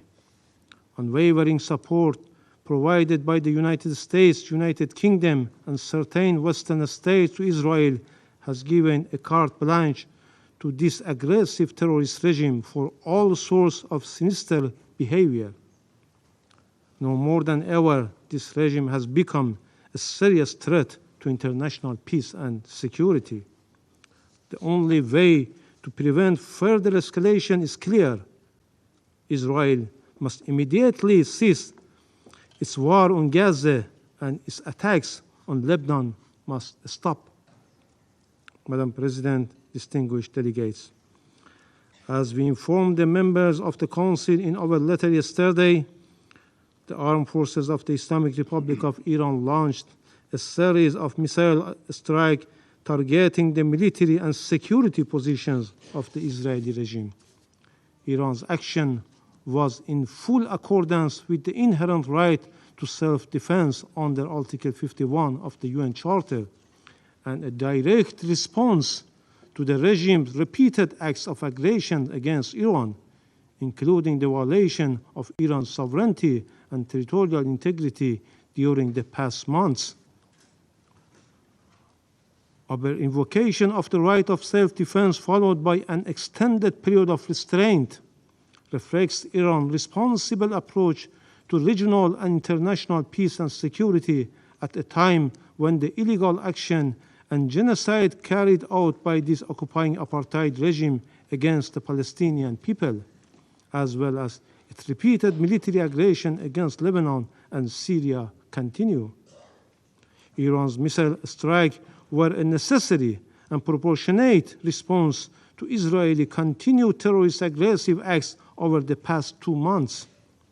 This includes the violation of Iran's sovereignty, the assassination of political leader of Hamas in Tehran and Iranian citizens, the targeting and wandering Iran's ambassador to Lebanon, and the recent assassination of Sayyid Hassan Nasrallah, the leader of the resistance and Secretary General of Hezbollah, and General Abbas Nil Furushan, an Iranian military advisor in Beirut. I wish to mention the key facts that clearly demonstrate Iran's action under self-defense is fully justified, lawful, and firmly grounded in international legal principles. On 1st April 2024, Israel presently attacked Iran's diplomatic mission in Damascus, Syria, in a blatant violation of international law, specifically the principle of inviolability of diplomatic and consular premises. Iran immediately sought the Council's condemnation. What was this body's response? Nothing. Rather than condemning Israel's act of aggression, the Council merely called for Iran's restraint and even refrained from issuing a press statement proposed by Russia. After 10 days of silence from the Security Council, Iran has no choice but to use its inherent right under international law to respond to this severe violation. On 31st July 2024, Israel committed yet another act of aggression by assassination Mr. Ismail Haniyeh, Hamas political leader and the former Prime Minister of Palestine, while he was an official guest of the Iranian government in Tehran. This was a flagrant breach of Iran's national sovereignty and territorial integrity. Despite Iran's call for action, the Council again failed to act. Meanwhile, several states, including the United States, urged Iran to maintain restraint, citing ongoing ceasefire negotiations. We respected these calls for diplomacy, yet no ceasefire materialized and Israel only grew bolder. Again, we witnessed another heinous crime by Israel, this time through the detonation of communication devices targeting the innocent people of Lebanon. A larger number of innocent civilians were killed and injured, including Iran's ambassador to Lebanon. This was yet another manifestation of state terrorism. Following, Israel carried out a blatant act of terrorist aggression using US-supplied thousands-pound bunker busters to assassinate Sayyid Hassan Nasrallah, the leader of Hezbollah, and a symbol of resistance against Israeli occupation and aggression in Lebanon. This brutal attack resulted in the martyrdom of numerous innocent people, including Hezbollah leader and Iranian General Abbas Nilfurushan, while also leaving many civilians wounded. This egregious act underscores once more the regime's continued reliance on violence and terror. Madam President, the Islamic Republic of Iran has consistently pursued peace and stability for the region and called for an immediate ceasefire and the cessation of civilians' casualties, a position we have maintained for over a year. Yet, experience has proven that Israel only understands the language of force. Diplomacy has repeatedly failed, as Israel views restraint not as a gesture of goodwill, but as a weakness to exploit. Each act of restraint taken by Iran has only emboldened Israel to commit even greater crimes and more acts of aggression. Consequently, Iran's response was necessary to restore balance and deterrence. Israel must understand that each act of aggression it makes is not unpunished and will be met with consequences. This is the cost this regime must bear. Contrary to the regime which consistently considers innocent civilians and civilian infrastructure as legitimate target for aggression and massacre, Iran's response has only targeted the regime's military and security installation with its defensive missile strike, because the Islamic Republic of Iran is grounded in ethical principles and noble teaching of Islam and full compliance with the principles of distinction under international humanitarian law. Madam President, distinguished delegates, the international community cannot afford to remain silent. We reiterate our call on this Council to respond with urgency and determination. The Security Council must intervene to stop Israeli continued aggression and war crimes against Lebanon, Gaza, and Syria, and to prevent the situation from escalating into a full-scale regional war. Furthermore, the Security Council must force Israel to comply with its obligation on the resolution this body adopted. Israel must fully implement Resolution 1701. Finally, Madam President, we strongly warn against any further act of aggression by Israeli terrorist regime against our national security and vital interests. Iran is fully prepared to take further defensive measures if necessary to protect its legitimate interests and defend its territorial integrity and sovereignty against any act of military aggressions and the illegal use of force. In this regard, Iran will have no hesitation.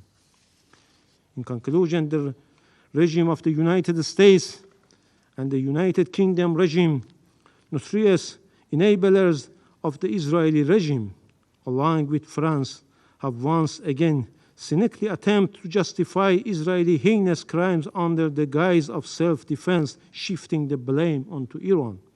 While the Israeli regime must be held accountable for the atrocity crimes and cannot disregard the U.S. complicity in Israel's crimes. Israel's warmongering relies on U.S. regime, military support, and political backing. American weapons constitute the major part of Israeli weaponry and ammunition used in Gaza, and therefore the United States is implicated in every aspect of Israel's atrocity. The vast majority of bombs Israeli drop in Lebanon are US-made. The US regime even provides Israel with jet fuel. The US has sent so many arms to Israel since October 7 that the Pentagon has struggled to find sufficient cargo aircraft to deliver the materials. If there were even a shred of honesty in their concerns for the loss of innocent people, lives in Gaza or Lebanon, or for the spread of war across the region, they could easily strip Israel of the tools it used to commit those atrocities, yet their actions reveal their true intent to embolden Israel's criminal actions. Thank you. Je remercie le représentant de la République islamique d'Iran et j'invite le représentant de l'Irak à prendre la parole. شكرا جزيلا السيدة الرئيس. Thank you, Madam President. Allow me to congratulate Switzerland on assuming the presidency of the Council this month. I wish you all success. I also thank Slovenia for its efforts as President of the Council in September. I thank France for calling for this meeting. I would also like to express my deepest gratitude to Mr. Antonio Guterres, the Secretary General of the United Nations, for this briefing. We highly value his position and his calls for a ceasefire.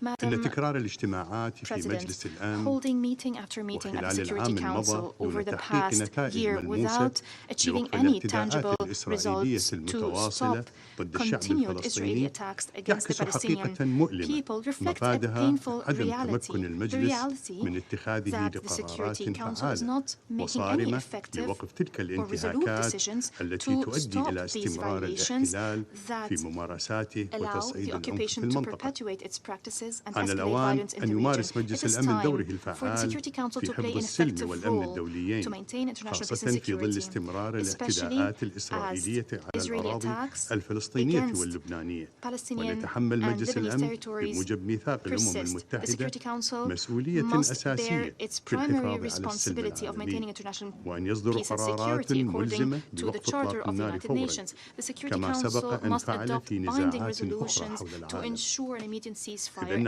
as it did in other conflicts around the world.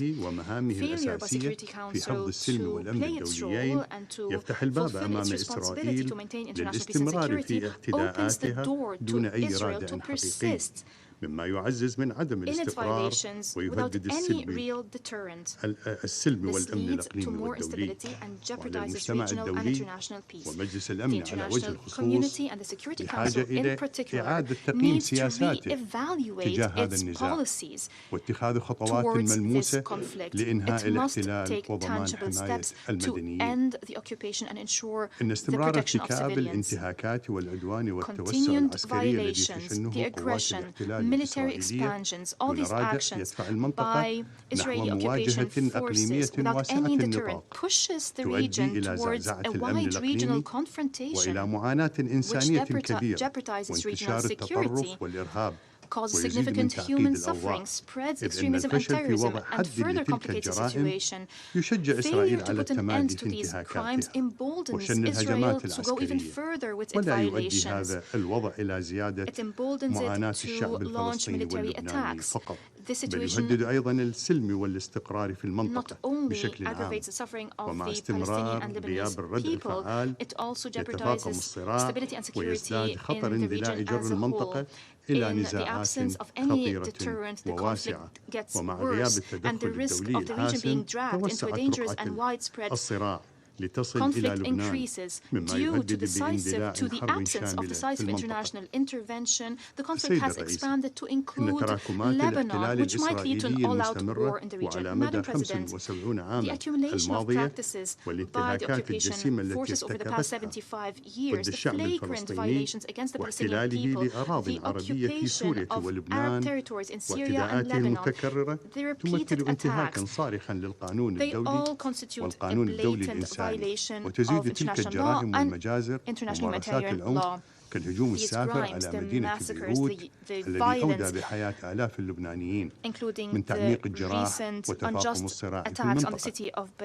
لقد دخلت الحرب مرحلة جديدة خطيرة جدا تنذر بمزيد من الدمار والقتل والتهجير يفوق ما رأيناه في الأيام الماضية بسبب استمرار قوات الاحتلال بأعمال الإبادة والقتل التي ترقى إلى جرائم حرب وإبادة جماعية متجاهلة أحكام war crimes and genocide. Occupation forces are disregarding international humanitarian law and human norms, acting impetuously without any deterrent.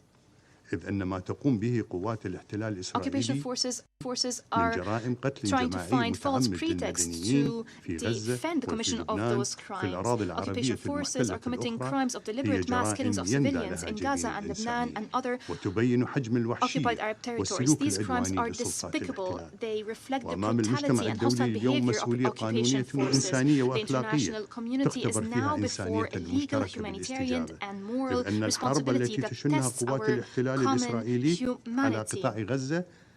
The international community must state that the war launched on Gaza is not an act of self-defense, as Israel claims. This claim is legally invalid. Israel took the path of vengeance and genocide. This is confirmed by the horrifying numbers of casualties, Palestinian civilians, women, children, the elderly, even UN staff and their families. This is a dangerous precedent that we've never seen before.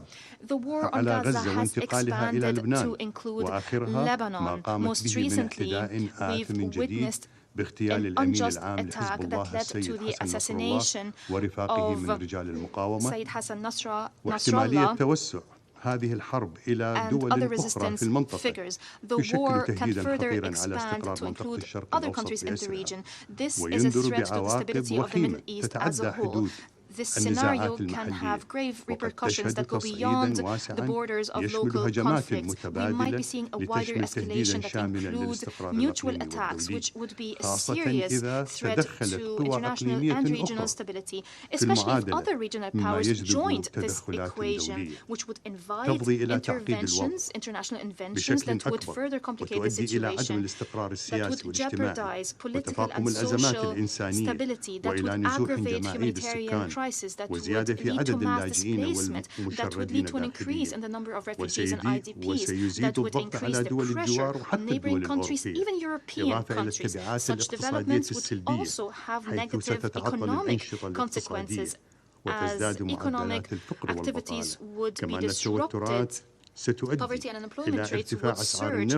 Such tensions would lead to an increase in oil prices if maritime navigation routes and energy sources were affected. Madam President, Iraq condemned statements and threats by the Prime Minister of the Israeli Occupation Authority against countries of the region. Such escalatory statements fuel conflict and push the region towards more tension and war.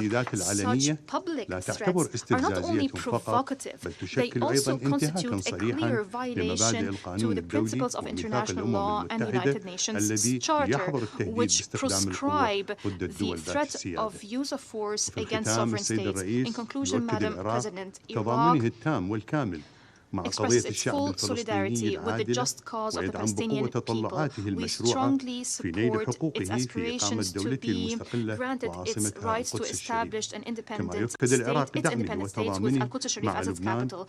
Iraq expresses its support and solidarity with the government and people of Lebanon against the barbaric attacks that violate the sovereignty and territorial integrity of Lebanon. I thank you, Madam President. Je remercie le représentant de l'Irak et j'invite maintenant le représentant de la République arabe syrienne à prendre la parole.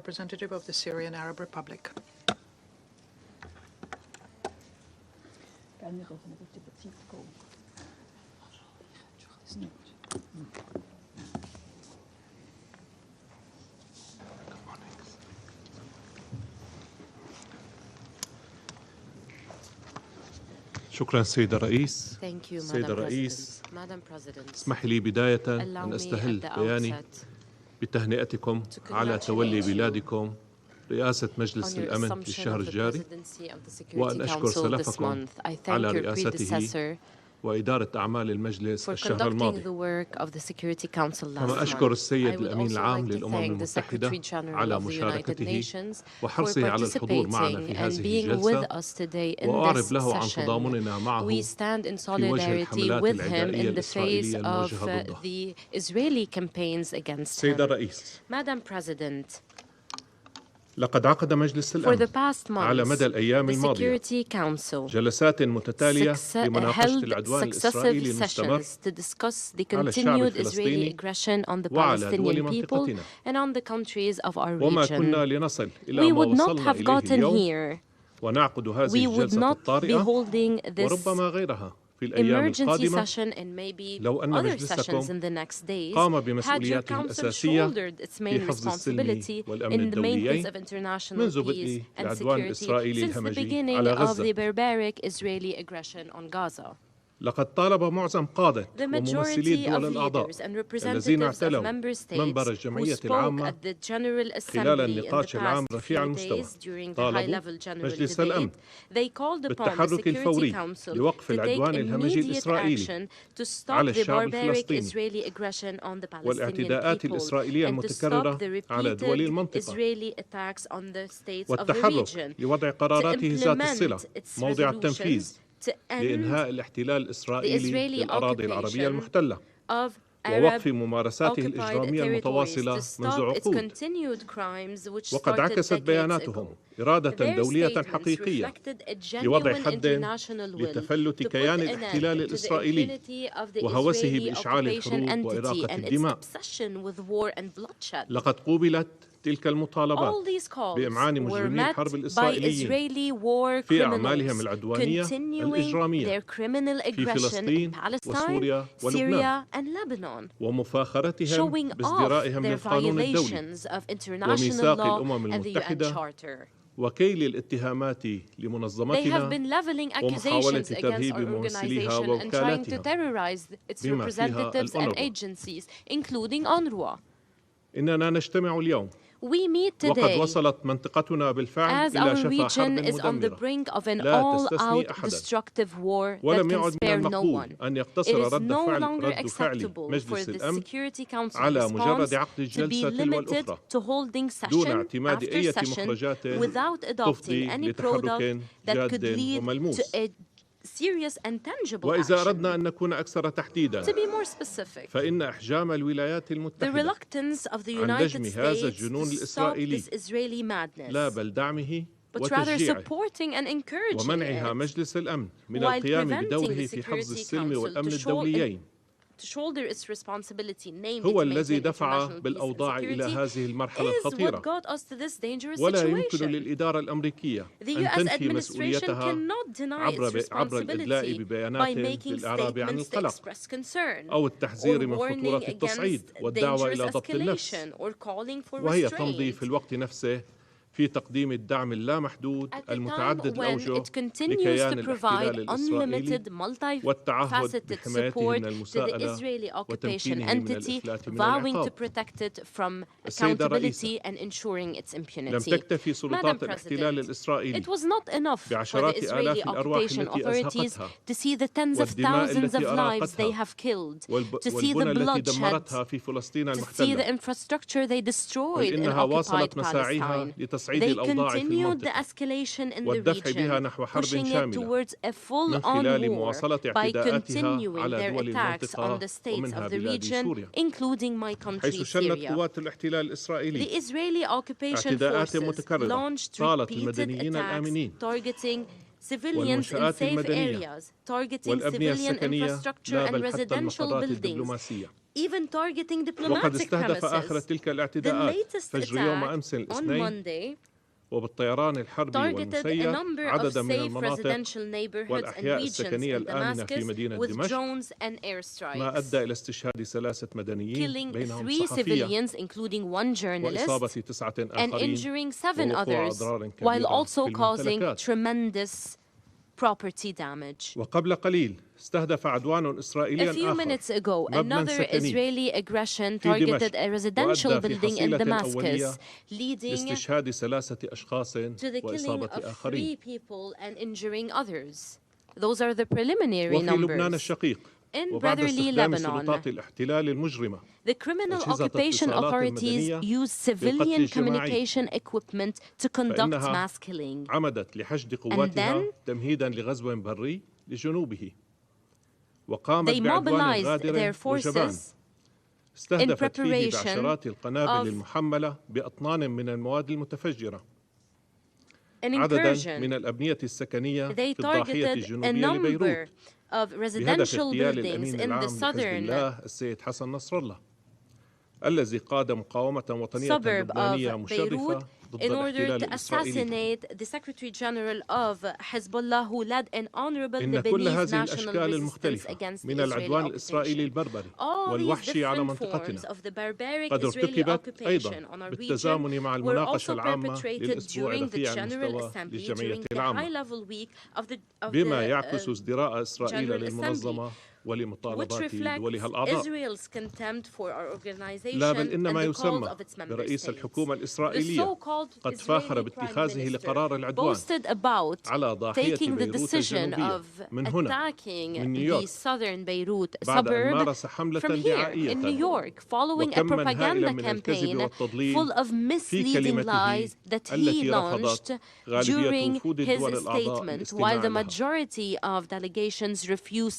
تدين الجمهورية العربية السورية جميع أعمال العدوان الإسرائيلي المستمرة على دول المنطقة وتجدد دعوتها مجلس الأمن للتحرك الفوري لوضع حد لهذا التفلت الإسرائيلي الذي يشعل المنطقة برمتها ويهدد السلم والأمن الإقليميين والدوليين وتجدد بلاده تأكيدها على حقها المشروع في الدفاع عن أرضها وشعبها بكل الوسائل التي يكفلها القانون الدولي كما تجدد بلاد سوريا تأكيد على وقوفها إلى جانب الشعبين الفلسطيني واللبناني وتضامنها الكامل معهما وعلى الرغم من التحديات الجسيمة والأعباء التي تواجهها سوريا جراء السياسات العدائية التي تتبعها دولا غربية خدمة لإسرائيل وعلى الرغم من التدابير القصرية اللا شرعية والحصار اللا إنساني فإن سوريا لن تدخر جهدا لتقديم المساعدة الإنسانية للأشقاء اللبنانيين وقد حشدت الحكومة السورية ومؤسسات المجتمع المدني كل طاقاتها لمساعدة جميع القادمين من لبنان من سوريين ولبنانيين ورعايا دول إنسان. السيدة الرئيس from other nationalities. Madam President, لقد نص الميثاق في مادته 51 على حق الدول في الدفاع الشرعي عن النفس وهو حق راسخ للدول والشعوب لا يملكه كيان الاحتلال الإسرائيلي بأي حال من الأحوال. هذا ما أكدته محكمة العدل الدولية لأن الاحتلال وما يمثله من أعمال عدوان هو الجريمة الأساس التي تحرم مرتكبيها من أي حقوق.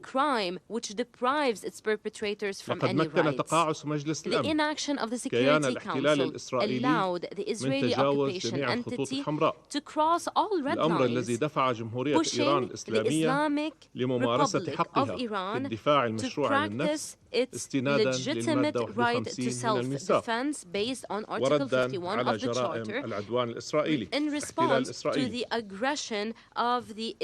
إن قيام إيران بالرد بعد فترة طويلة من ضبط النفس ومن العمل على تلافي المزيد من التصعيد واقتصار ردها على منشآت عسكرية وأمنية يؤكد نهج إيران المسؤول تجاه السلم والأمن الإقليمي والدولي.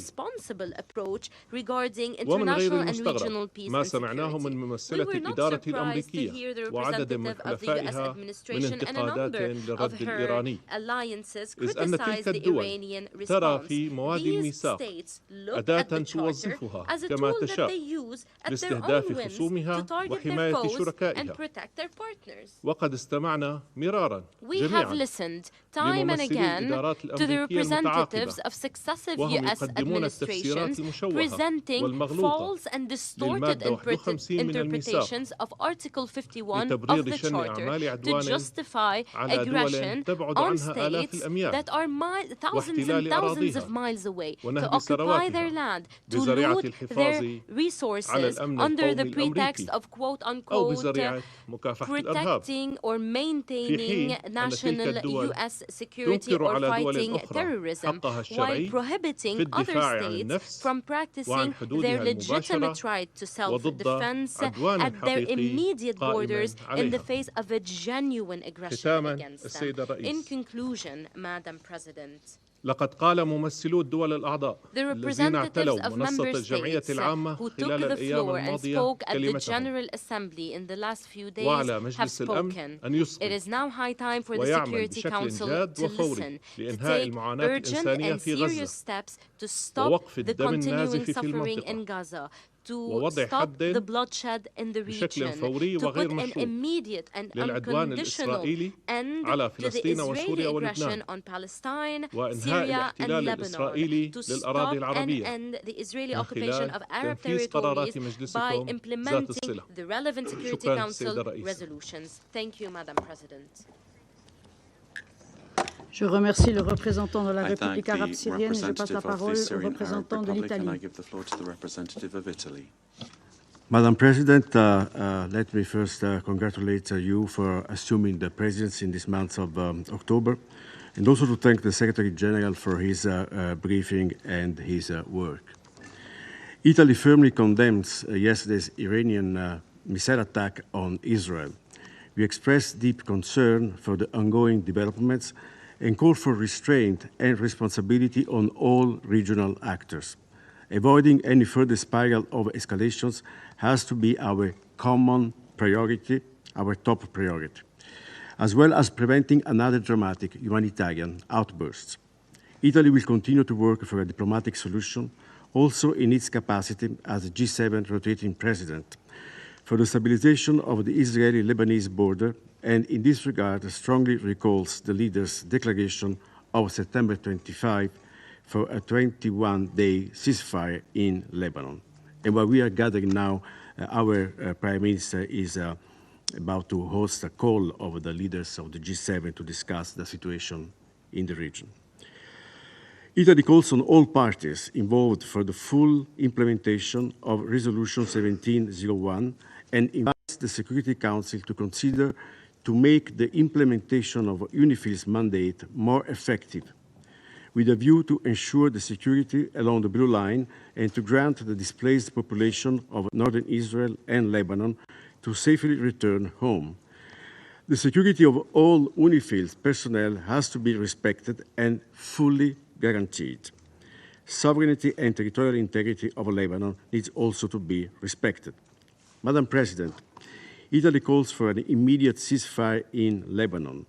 We will continue to work for a diplomatic solution, and we are ready to assist the Lebanese armed forces in assuming their responsibilities along the border with Israel. To such extent, Italy also deems of utmost importance to fully support and revamp the Lebanon-Israel negotiations to peacefully establish their borders. We will continue to engage with our partners and allies and to keep open channels of dialogue with all the actors in the region. At the same time, it is equally urgent to reach an agreement for a ceasefire in Gaza and to release the hostages in line with Resolution 2735. At this specific time, it is our collective responsibility to call for calm and restraint, aware of the fact that every minute that goes by, the lives of innocent men, women, and children of the entire region hang in the balance. Italy is a firm supporter of the principle two peoples, two states, and shares the goal of a comprehensive, lasting regional peace that can ultimately be achieved on the basis of a two-state solution, with Israel and Palestine living side by side in peace and security within agreed, recognized borders, and full recognition of Israel's existence and respect of its security by all regional actors. I thank you. Merci le représentant d'Italie. Il n'y a plus d'orateurs ou d'oratrices inscrits sur la liste. Je remercie chaleureusement le secrétaire général et j'invite à présent les membres du Conseil à poursuivre l'examen de la question dans le cadre de consultation. La séance est levée.